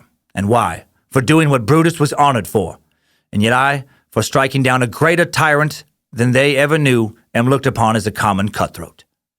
Also, on April 21st, a train leaves Washington, D.C. with the remains of Abraham Lincoln. It'll travel all over the country, eventually arriving in Springfield, Illinois, so citizens can mourn and pay their respects, and millions do just that, standing in line for miles, standing lined up along the tracks in between stops, just to watch his casket roll by and pay their respects. When dawn breaks on the 22nd, Harold realizes he and Booth are back in Maryland. Luckily, he knows the terrain, and they're able to make it to the farm of another Confederate sympathizer, who leads them to his son-in-law, Confederate Colonel John J. Hughes, who provides the fugitives with food and a hideout until nightfall, and then is going to help them try to get across the river a second time into Virginia. During the middle of the night, in the early morning of the 23rd, Booth and Harold row their boat to the Virginia shore. They make contact with Thomas Harbin, who Booth had previously met while planning his earlier kidnapping plot. Harbin took Booth and Harold to another Confederate agent in the area named William Bryant, who supplied them with horses, and then they were then led to a farm belonging to Richard Garrett, who, living out in the country in the days before phones and the internet, still didn't know that Lincoln had been killed. He's partly in the dark because the Confederate mail system had collapsed with the fall of the South, and mail had not been restored and integrated with the new Union system. Booth and Harold, introduced to Garrett under fake names, told this farmers told that they're Confederate soldiers returning home from the Battle of Petersburg, where Booth claimed to have been wounded. Finally, on the night of April 25th, a detachment of 26 Union soldiers led by intelligence officer Lieutenant Colonel Everton Conger find out where Booth is hiding, almost 2 full weeks after shooting Lincoln. They interrogate a man named William Jett, a former Confederate cavalry private who had helped take Booth and Harold to Garrett's farm. Early in the morning of the 26th, around 2 a.m., the Union soldiers, Conger, his men, they arrive at the Garrett farm. Booth and Harold are sleeping in an old tobacco barn on the property. Booth and Harold hear their approach, quickly realize they're surrounded by Union cavalry. David Harold tells Booth he wants out and surrenders. Booth, meanwhile, has no plans to surrender. He actually tells Conger to take his men back away from the barn so he can come out for a fair fight. Ask him for a shootout. I love it. Making demands when you're surrounded and you have no hostages. When has that ever worked out? I love that he even tried to do that. You want me to come out, Conger? Ha! I bet you do. So you and all those guys surrounding this barn can shoot me? No, sir. I'm not going to let that happen. I will offer you this instead, and this is my final offer. You have all your men go away, and then you and I, 2 of us, can shoot it out. How does that sound? How does needlessly risking your life when you clearly have the upper hand sound? I will not make this offer again. Again, it's your last chance to do something really, really stupid that is unnecessary on any level for you to easily accomplish your mission. Conger, obviously declines. 3 a.m., with Booth still refusing to come out, Conger orders the barn to be set on fire. Lit up from the flames, Booth would then be seen standing in the center of the barn, rifle in one hand, revolver in another. He suddenly throws down his rifle, lets his crutches fall. Remember, he's at busted leg. Raises his revolver up, makes a run, a hobbling run for the door. Before he can get outside, even though no order to fire has been given, a Union officer named Boston Corbett fires his rifle, hits Booth in the neck, severs his spinal cord. Conger, thinking Booth's dead at first, realizes he's paralyzed but still alive when he rushes over. He can see Booth moving his mouth. Can't quite hear what he's saying. He's just barely able to get any sound out. He leans down and he's able to hear Booth say, "Tell mother I died for my country." He had Booth's body dragged out from the burning barn. A few moments later, Booth asks to have his hands lifted so he can see him and utters his famous last words, "Useless. Useless." His hands had accomplished nothing. The North had won, and now he was dead. All of his conspirators, however, are still alive, and they all face a military trial for their roles in Lincoln's death, the attack on Secretary of State Seward, and the plot to kill Johnson. And all of this takes us out of today's Timesuck timeline. Good job, soldier. You made it back. Barely.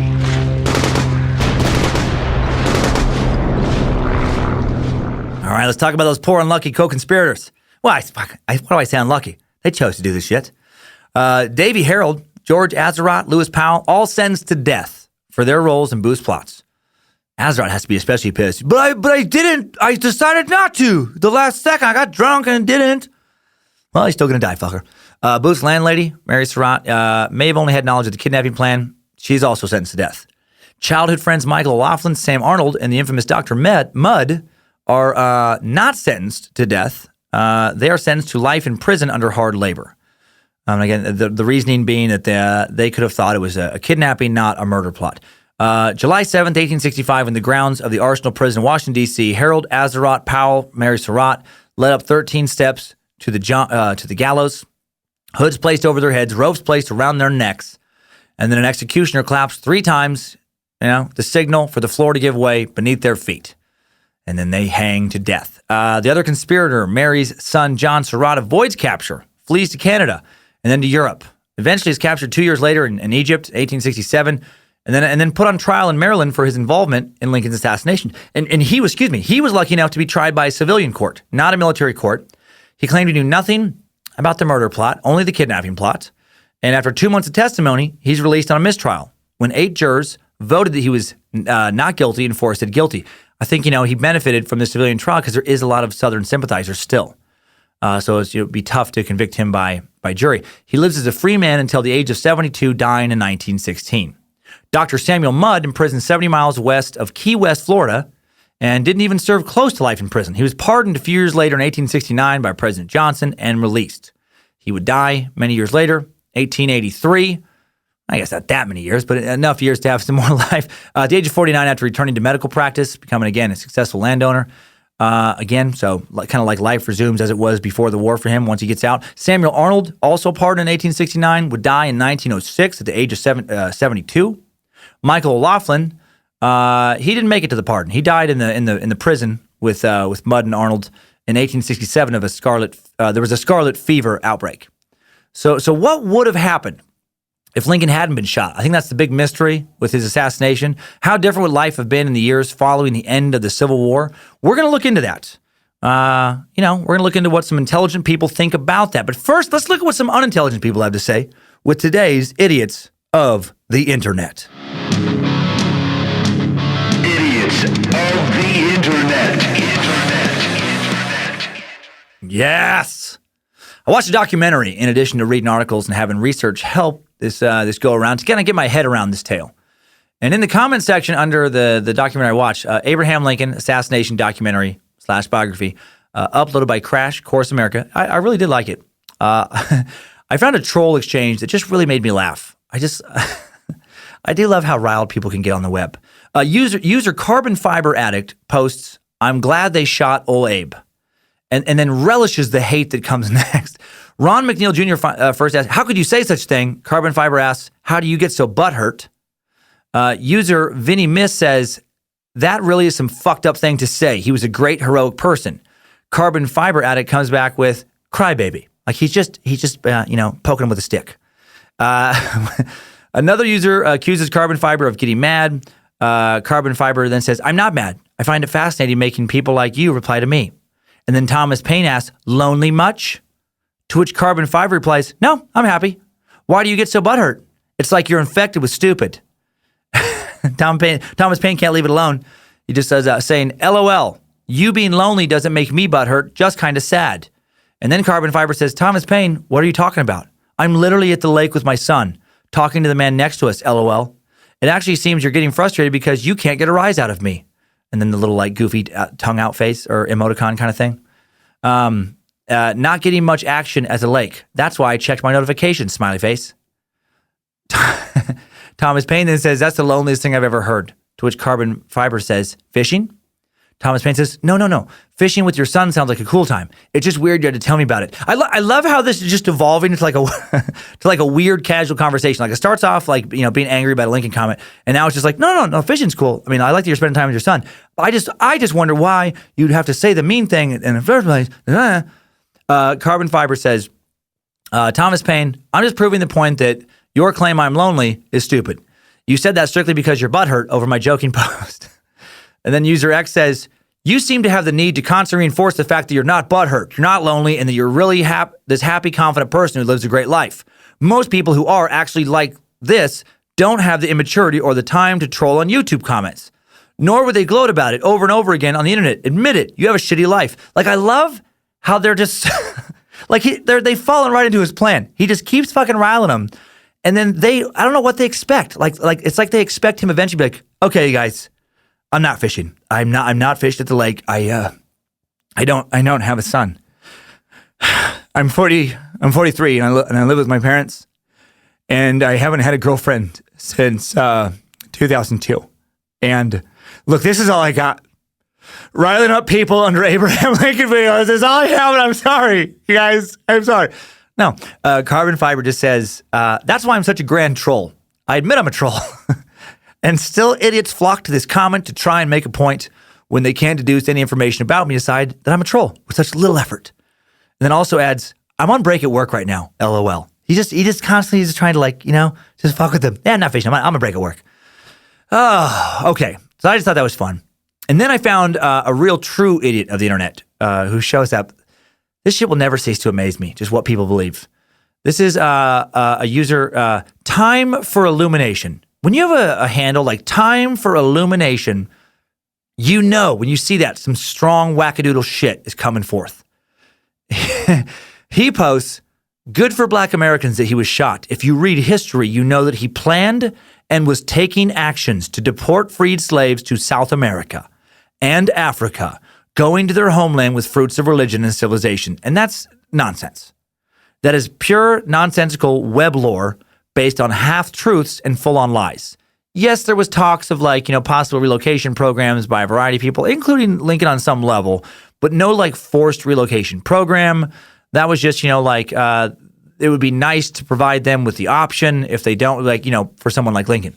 A variety of credible historians have stated there's no basis for what he just posted.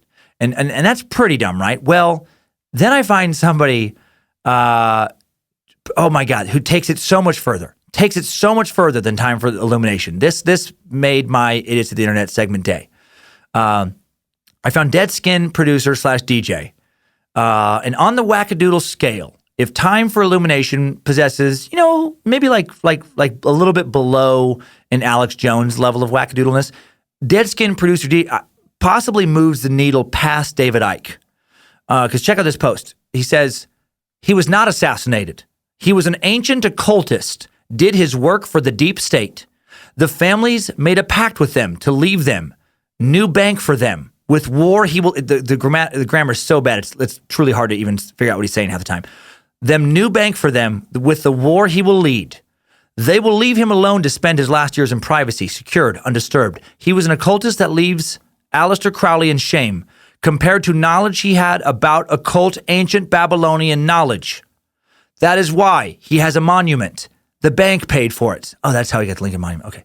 Of course, they don't pay anything, but figuratively said, JFK, now he was killed for taking power from CIA, i.e. the bank. The bank is always capitalized, by the way. CIA, private detective of the bank and black royalty family.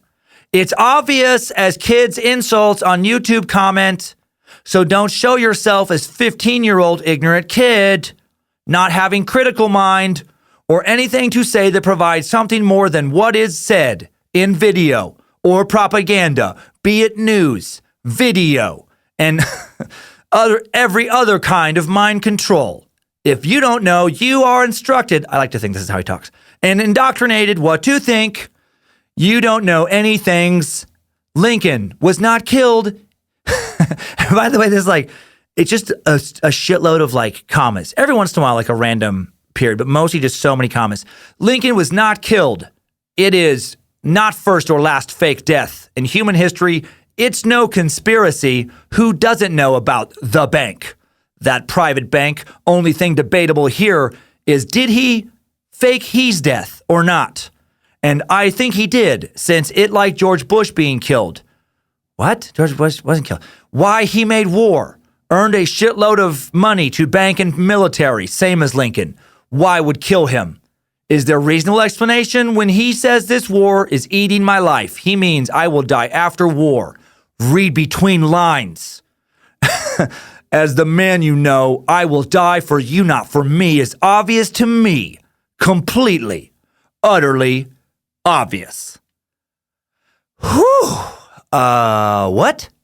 What do you think? What do you think Dead Skin Producer does for work, by the way? Like, do you think he's like a professor or a surgeon? Or do you think he's unemployed? God, what if he actually is a surgeon? How scary is that? He makes me single-handedly want to go back to school. Not joking. Sometimes doing this Idiot to the Internet segment, it just honestly makes me wish I had time just to get some online courses and just go back to school. Like one day when I do have time, I really do want to go back to school. Shit like this is just such a reminder of how important education is, right? It's part of why we do this, isn't it? Hail Nimrod, protect us from this madness. Lucifina, I know you distract us from time to time and cause some mischief, but please let us, not become as deluded as this ignorant poster. My God. The scariest part of posts like this to me is the arrogance. Not only do they think they're right, they think they're obviously right. And if you don't see that, you are idiot. I was talking with one of the servers at the Dayton, Ohio Funny Bone this past Saturday night, and he went to school with this guy. Well, actually, no, I'm sorry. He worked with this guy after school. The server had a history degree, and this guy he was working with found out about it, and then made fun of him for buying into the system. And this guy was like a flat earther, a believer in the lizard Illuminati, all that crazy shit, and would make fun of people who went on to higher education because they get so deluded in their crazy ass fucking conspiracy nutheads that they think getting an education is just, AKA being indoctrinated into the dark system. What a terrible rationalization just to be uneducated. I don't get it, man. When I meet somebody who's clearly more educated than I am, like in some area of academia, which happens often, you know what I do? I fucking talk less and I listen more. I try to defer to their expertise and I trust that they're going to know stuff that I don't, and I'll be able to learn something from them. But some people, like this fucking producer guy, have such fragile egos they can't handle that. They have to know everything. I can't fucking stand that personality type. If you're a know-it-all type, odds are you don't know very much. In my experience, it's usually the quiet, more humble people that know the most. So shut the fuck up and learn something. I'm talking to you, Dead Skin Producer, as if there is a snowball's chance in hell you listen to this podcast. Okay, I feel better now. I felt good. I felt like a good way to get out of this week's Idiots of the Internet. Idiots of the Internet. All right. So what would have happened if Lincoln lived? A lot of historians think everyone would be rich. Disease would no longer exist. Donuts would now give you six-pack abs. No one would work more than 4 hours a week, and orgasms would always be both powerful and invigorating and come in at least, groups of three. Hail Nimrod, hail Lucifina, hail Lincoln. No. It's hard to say how things would have differed. Obviously, it's pure speculation, but speculation informed by knowledgeable Lincoln historians. Let's start with voting rights for recently freed slaves. Would Lincoln have protected it? For at least the dudes. Sorry, ladies. Fucking patriarchal history. There's no escaping it. No matter what, you wouldn't have gotten to vote until a while later. Most likely he would have. He probably would have done more to try and quell the violence against recently freed men and women that broke out after the war than his successor, Johnson, did. However, things didn't really turn back against recently freed African Americans until the 1870s, when Lincoln would have been done with his second term anyway. So that's when Southerners really began to intimidate African Americans at the polls, organizing lynchings, enacting the very beginnings of the Jim Crow kind of laws that would come up later. So Lincoln would have not been able to stop any of that. And history would have, possibly run his course the same way. But Lincoln may have been able to alter the cultural climate of the American West. On the day he died, he wrote to the Speaker of the House, Schuyler Colfax, that he planned to point Union veterans to the gold and silver that waits for them in the West. Now, of course, this was happening anyway, but that from the Donner Party suck. But tying this to voting rights, Lincoln approved the Homestead Act of 1862, which allowed for basically any men to claim land as long as they planned to tend it for 5 years. The same day he signed the Emancipation Proclamation, it's likely he wanted to extend West Coast settlement opportunities formally to African Americans. Johnson would deny a petition that called for public lands in Florida, Alabama, Mississippi, and Arkansas to be distributed to African Americans, making it harder for them to attain land. There's a good chance Lincoln would have not made that difficult. He would have, given them new legislation to really kind of help them settle and become landowners. And while I said earlier that Lincoln would obviously been unable to stop what happened in the 1870s, he could have changed the end of the 1860s enough to perhaps prevent or at least slow down some of what would happen in the 1870s in regards to racial oppression. Lincoln proclaimed that he wanted malice towards none and charity for all, which he stuck to. as he did not hunt down the leaders of the Confederacy right before he died. Yet he favored having the Confederates leave for exile, saying, "Open the gates, let down the gates, scare them off." As opposed to that, President Johnson welcomed the Confederates back into the government with open arms. Alexander Stephens, former Confederate vice president, was pardoned by Johnson, then elected by the Georgia legislature to the Senate. Herschel Johnson, who had sat in the Confederate Congress, was elected to the other Georgia Senate seat. In the House of Representatives, Cullen Battle, until recently, a Confederate general, showed up to represent Alabama. William T. Wofford, he commanded a Confederate brigade at Gettysburg, showed up in the Georgia government. 2 of Virginia's 8 representatives had been members of the state secession convention in 1861. And predictably, this restoration of white power was attended by an upsurge of mob violence against freed slaves. You have doubtless heard a great deal of the reconstructed South, of their acceptance of the results of the war, wrote a Freedmen's Bureau agent in South Carolina.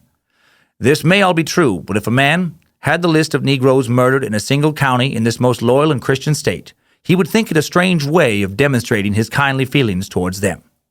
Under Johnson, basically everyone who was involved in the Confederacy was quickly allowed back into the Union government, and you can bet they hadn't changed their minds on slavery or racism. Of course, this wouldn't have changed entirely under Lincoln, but he likely would have done something to prevent this from happening. African Americans badly needed a supporter in the government in the years following the Civil War, and they didn't really get that with Andrew Johnson. They would have had that with Lincoln. But we'll never know how much Lincoln, would have been able to accomplish because, some dumb pretty boy actor fucked that up before dying just outside a burning tobacco barn with those worthless hands of his. Worthless. Time for today's Top 5 Takeaways. Timesuck Top 5 Takeaways. Number 1. John Wilkes Booth was a famous actor from a famous acting family, the most famous American acting family of the 19th century. You may read about his career being slowed down in the year before he killed Lincoln, but only because he became obsessed with Lincoln and lost interest in actually acting as much as he had before. He's still widely known and admired. Number 2. Before putting together a plan to kill Lincoln, Booth put together plans to kidnap him, which included tying him up and lowering him from a balcony to the stage in the dark, which sounds like something that would happen in an old-timey cartoon, where a mustachioed villain ties a damsel to some train tracks. Number 3. Despite breaking his ankle directly after shooting Lincoln, Booth got up and actually escaped. And he almost completely escaped. If he hadn't broken his leg, he'd been able to ride faster, and further. Could have disappeared into the Deep South, possibly into Mexico, beyond after that. If Ryan Gosling or Ryan Reynolds or Jamie Foxx or somebody, tries killing the president today, they're not making it out of the room. Whatever room they find the gun in, that's where they're arrested. Man, crime, so much easier in the old days. Number 4. Dr. Samuel Mudd, the man who had set Booth's broken leg, did not have his life fall into ruin, as the internet will have us believe. He was sent to prison, but was pardoned after serving less than 5 years and then went right back to doctoring and to being a well-to-do landowner. Whiskey laudanum saw. If your name is Mudd, you know that has nothing to do now with Dr. Samuel Mudd. That phrase. Number 5, new info, crazy story I found about what happened to Lincoln's theater guest the night he got shot, that Corporal Henry Rathbone. All right. Remember the guy that Booth slashed from shoulder to elbow directly after Lincoln, was shot? He and his fiance were in the box, with Lincoln and his wife, Mary Todd. His body fully recovered from Booth's attack, but his mind did not. He blamed himself for failing to stop Booth. He married Clara, the other guest, there 2 years later, and to say their marriage didn't have a happy ending would be the understatement of the year. Rathbone's mind deteriorated to the point that on December 23rd, 1883, he decided to celebrate the holidays by trying to murder his entire family. Seriously, while serving as a U.S. consul in Hanover, Germany, Rathbone tried to kill his 3 kids. His wife was able to intervene. She tried to stop him, and then he fatally shot and stabbed her and then tried to kill himself, stabbing himself 5 times in the chest. When the police arrived, they found Rathbone covered in blood and completely out of his mind. According to a widely repeated but unconfirmed report, he claimed that there were people hiding behind the pictures on his wall. He was declared not guilty of his wife's murder by reason of insanity, and he was very insane. He spent the rest of his life in an asylum where he complained of secret machines inside the walls blowing gas into his room to give him headaches. He died in 1911, the final casualty of the Lincoln assassination nearly half a century after it occurred. Timesuck Top 5 Takeaways. Assassination of Lincoln sucks, you suckers. You glorious knowledge-seeking meat sacks, you lovers of strange, dark, weird, interesting, and the true. Big thanks to the Timesuck team once again, man. High Priestess, the Suck Harmony Villacamp, Jesse Dobner, Paladin of Punctuation. Jesse's not sold on that title, by the way. If you have any suggestions, send it in. For the editor of the Suck. Thanks to the Reverend Dr. Joe Paisley. Thanks to the Timesuck High Priest Alex Dugan, the Bit Elixir team, Danger Brain, Eric Radiger, Queen of the Suck, Lindsay Cummins. She keeps everything moving, constantly trying to force me to be more organized. I'm working on it. Special thanks to OG Bojangles Research Department intern Sophie Fact Sorceress Evans. Her idea for this topic, and I hope we did it justice. Want to meet some fellow time suckers? Join that private Facebook group. More and more people are hopping in there as we continue to beta test new app features and working towards our own message board, which we're doing. Stuff just takes a while. All those little lines of code that got to be put in. If you want to follow me on Instagram, just because sometimes I post fun, silly stuff, it's at Dan Cummins Comedy. At Timesuck, is the podcast handle. I didn't write that down, and now I'm confused. I think it's now I got to look it up as I'm talking to you. The Instagram handle for Timesuck is Timesuck Podcast. Okay, it's a bonus week, and we're really going into a different direction on Friday. We're gonna suck on some werewolves. Seriously, I can't wait. I love this kind of shit. Where did the mythology of werewolves begin? Do people still believe in werewolves? They do. There are werewolf hunters out there right now. Are you kidding me? Are there any historical examples of werewolf sightings? Why wolves? Why not werecats? Werepossums? Werebadgers? Weresquirrels? Wereweasels? Fucking coons? Chipmunks? It's just going to get weird. I'm pumped. I love monster mythology. And I love hearing from you guys. So let's check in with what you have to say on this week's Timesucker Updates. Updates? Get your Timesucker updates. All right, starting off with a very interesting update regarding someone I talked about in the Toy Box Killer Suck. Super Sucker, Adrian Studaway, did some digging into the murderer who lived near me growing up that I referenced in that episode in Riggins, Idaho. She wrote in saying, listening to Toy Box Killer episode, and my Google foo went apeshit and found this. ... And then she provides me with an article link about this lady who lived around me as a kid. She says, I'm pretty sure this is the neighbor you referenced who was arrested for violating her parole from Texas. Creepy, huh? Speaking of not knowing your neighbors, my neighbor from my childhood home in Mississippi was just arrested for murder and attempted murder. He stabbed his mom to death, tried to kill his dad, but his two younger brothers were able to wrestle him to the ground. Man, they were all homeschooled. Luckily they wrestled him. Luckily they take a Chikatilo arresting the academy and wrestle father to ground to prevent. Sometimes Chikatilo do good. That is bananas, Adrian. Man, crazy about your neighbor. It is so shocking when we find out something about somebody you've at least seen or met. I mean, it really is just like, oh shit, that stuff does happen. It's not just weird shit I read about. And yeah, the lady who you found on the web is the woman who lived down the street from a few houses from me. Man, good job on your detective work. I want to read you guys just a quick excerpt from that article.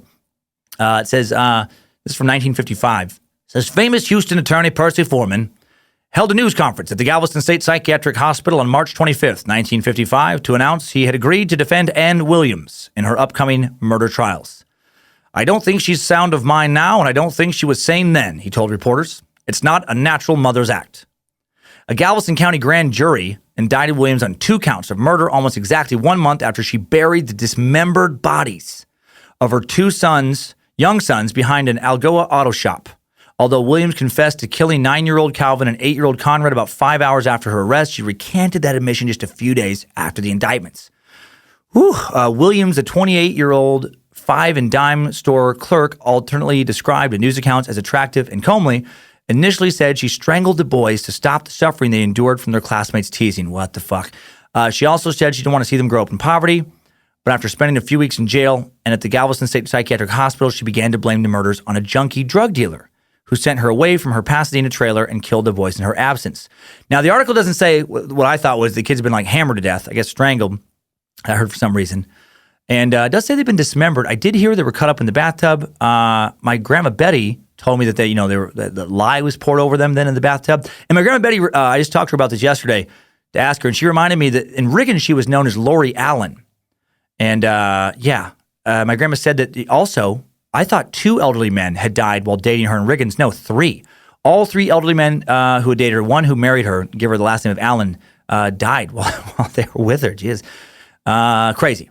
And then the bodies weren't ever. One family did think about having one of the bodies exhumed to do like a post-mortem autopsy or whatever to try and figure out if they were in fact poisoned or something. But then they didn't have the money to do it, and we're kind of like, well, what's the point? She's back in jail anyway. Insane though. This woman who lived down the street in her senior years for me was who was my great uncle's girlfriend. Did all that shit. Okay, now for some. So thank you very much for sending in that amazing update, Adrian. I love it. Now for some constructive criticism from Timesucker Charles Overstreet, who writes, "To whom it may can suck." Well done. I like that. Dear Maestro Succo, I've been listening for a while now. I put a sizable dent in the list of previous topics. I've been a longtime fan of your comedy and finally gave the suck a try. I was immediately hooked. I was blown away by how well-researched it was, how objective you remain, and loved the random comic tangents. During some of the darker episodes, it is well needed for a bit of comic relief during the course of a horrific timeline. I spoke to my wife about the suck several times to the point that I'm sure she was tired of hearing my rantings. One night she gave in. We listened to one together. The next day I came home for lunch only to find she was halfway through her third. Suffice to say, she too was hooked and maybe will now stay together. As the saying goes, because we now suck together. That's right. A couple of sucks together stays together. My one bit of constructive criticism, which I know you will take very well, you always do, is that you sometimes have a tendency to throw the baby out with the bathwater, so to speak, on certain subjects. For example, crystallology. This is a topic that does hold some scientific grounds based on the ability of crystals to harness and hold energy. Even our current computer technology is based on the ability of silicon crystals to store information and their ability to condense energy for lasers. The problem is that a lot of New Age people have taken the minimal scientific data and created a wealth of ridiculousness to surround it. For one more example, meant to keep this brief, but it ate me up since I heard it. During the Mandela episode, you dismissed the scientific credibility of Fred Alan Wolf based on the fact that he is known as Dr. Quantum. Wolf is actually a very well-known quantum physicist, and no credible scientist would ever denote his merit. Dr. Quantum has become his nickname because of his career goal of making quantum physics easily digestible to readers who are not physicists. What you did was on par with saying, don't believe things that Bill Nye says because he can't be a credible scientist if he's known as the science guy. Oh, to be a fly on the wall if Wolf and Neil deGrasse Tyson ever got together for a discussion. Thank you for entertaining me in this message that turned out much longer than planned. I would place an apology here, but you always make note that it is not an issue when people send these in. No, it absolutely is not an issue, man. Thank you, Charles. You're absolutely right. And you know what? You are absolutely right. I do need to be more discerning when it comes to what I say about people and ideas who I consider to be kind of like this wackadoodle mythology, who I think reference kind of wackadoodles. When people start talking about crystals, I do immediately think of pseudoscientific horseshit. I immediately picture somebody like trying to heal me with some amethyst or trying to ward off evil spirits with topaz or quartz and some shit. And I do know, I need to be reminded that's not all that world is. Yes, writing somebody off for a nickname is especially dumb for me, since I don't have a history degree and I'm known as the master sucker. So that is extremely hypocritical for me to make fun of somebody like, oh, fucking okay, Dr. Quantum. Anyway, back to the master sucker. Yeah, I can be a jackass. Thank you for helping, correct me, Charles. We all need that. It's funny. I know some of you don't like it when I get teased or whatever. It's important, man. It really is. We got to stay humble. We got to, correct each other. Got a message that I should promote the Secret Suck more from Kyler. I have no idea how to say your last name. Ingen Throne? Jesus Christ. Man, I'm hoping to get your last name it doesn't even look like a name to me. INGEN Throne. Ingen Throne. I don't know. Anyway, I can say your first name, Kyler. I'm a fan of that name. Greetings, Master Sucker, Kyler writes in. Just joined the Secret Suck. Kicking myself for not joining earlier. Once I saw the bonus content that I didn't even know I was missing, all I could say was, are you fucking kidding me? I'm at work when I listen to you, so I don't catch every word. But I can honestly say I had no idea how much Secret Suckers receive for such a small contribution. This is just my 2 cents, but I think you need to pimp yourself a few more times per episode. You're worth it, Dan. Sound like my wife right now. I have to tune out of your podcast at least 4 or 5 times per episode to have a conversation at work. It might be uncanny timing or the fact that you're not selling yourself as much as you could be. But I had no idea what I was missing. I'm sure there are suckers out there just like me. Push the Dan Cummins brand, man. You've worked hard to cultivate it. Let people know more than once a show. Sorry for the long-winded message. Take it easy. P.S. I made a behind the bit station on Pandora. I'm a little disappointed. It's not more of you and Chet. Oh, man, thank you, Kyler. Again, thank you, Kyler, whatever your last name is. The behind the bit, you know what?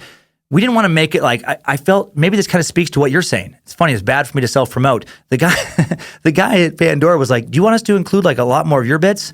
And I felt it was too much of Chad and I already. And so I was like, no, you just, put in other people that you think are good that match us. which probably is dumb of me. I'm trying to get better. I'm not a good self-promoter. It used to be impossible for me to do it. I used to be on stage. I would feel like the hardest moment for me on stage was just to mention I was selling something after the show. I just felt like a dirtbag. But I do work pretty hard trying to create a lot of engaging content. And I'm glad you like it. So glad you like it. And I am going to do a big Patreon push again here coming up. I got to create some new goals. Waiting on a few app revisions. And I know I probably don't need to, but I just want to get these new app things. I want to get this fact page up. I want to get some variable speed playback up.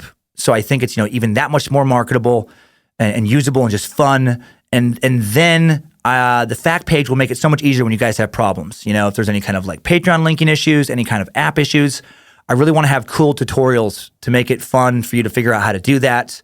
And then I'm going to promote it, I promise. I appreciate you pushing me. Last update, uplifting one. I know this is a long episode, but uplifting WC update from Cole Hansen. Cole writes, Westboro Baptist Church and the Patriot Guard. Long email, but I pray to Nimrod you read this. Well, Nimrod heard you, Cole. Hail Nimrod. Lord General Suckmaster Esquire. This is a great update, by the way. This I got a little emotional when I first read this one. I have been binge listening to your podcast for the past week, and holy shit, amazing. That's not the emotional part. That'd be super narcissistic of me. I have written in once before, but I really wanted to give you a little extra about the WBC that you could share to other listeners. I'm born and raised in Derby, Kansas. Derby has an American Legion Rider post 4, where veterans have committed to continue to serve this country after they have left the military, but in a different way. The ALR gives back to the active duty soldiers and their families. Most of these men and women served during Vietnam when soldiers were not well respected, but they persevered because they loved this country and did what they thought kept freedom in our land. My grandfather, Craig Hansen, writer named Bronco, LOL, was a member and one of the reasons Kansas went from 4 ALR posts to 72 during his 20 years of membership before he passed away. Wow.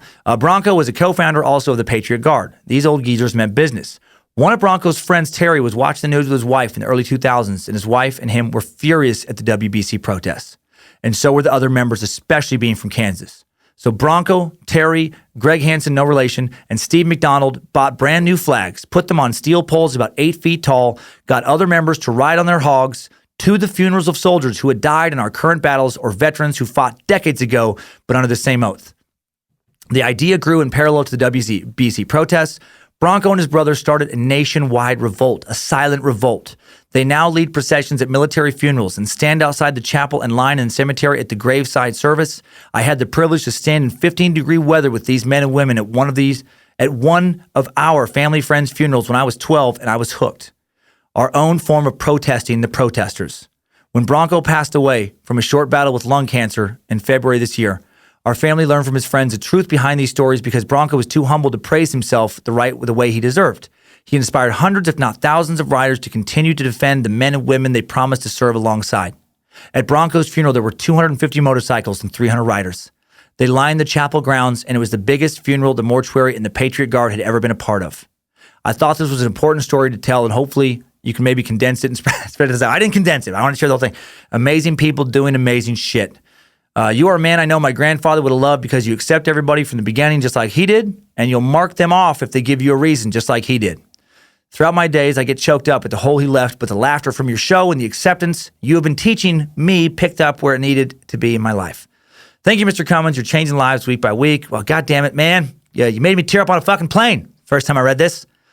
I'm honored, man. I'm honored. I'm not sure I'm 5% of the guy that your hero of a grandfather was. But I can honestly say I'm doing my best right now, man. He sounds like an amazing man. Served our country in war, came back home, served it some more. I mean, you really don't get better than that. And then these WBC cocksuckers start shitting on fellow veteran brothers and sisters on the country he fought for.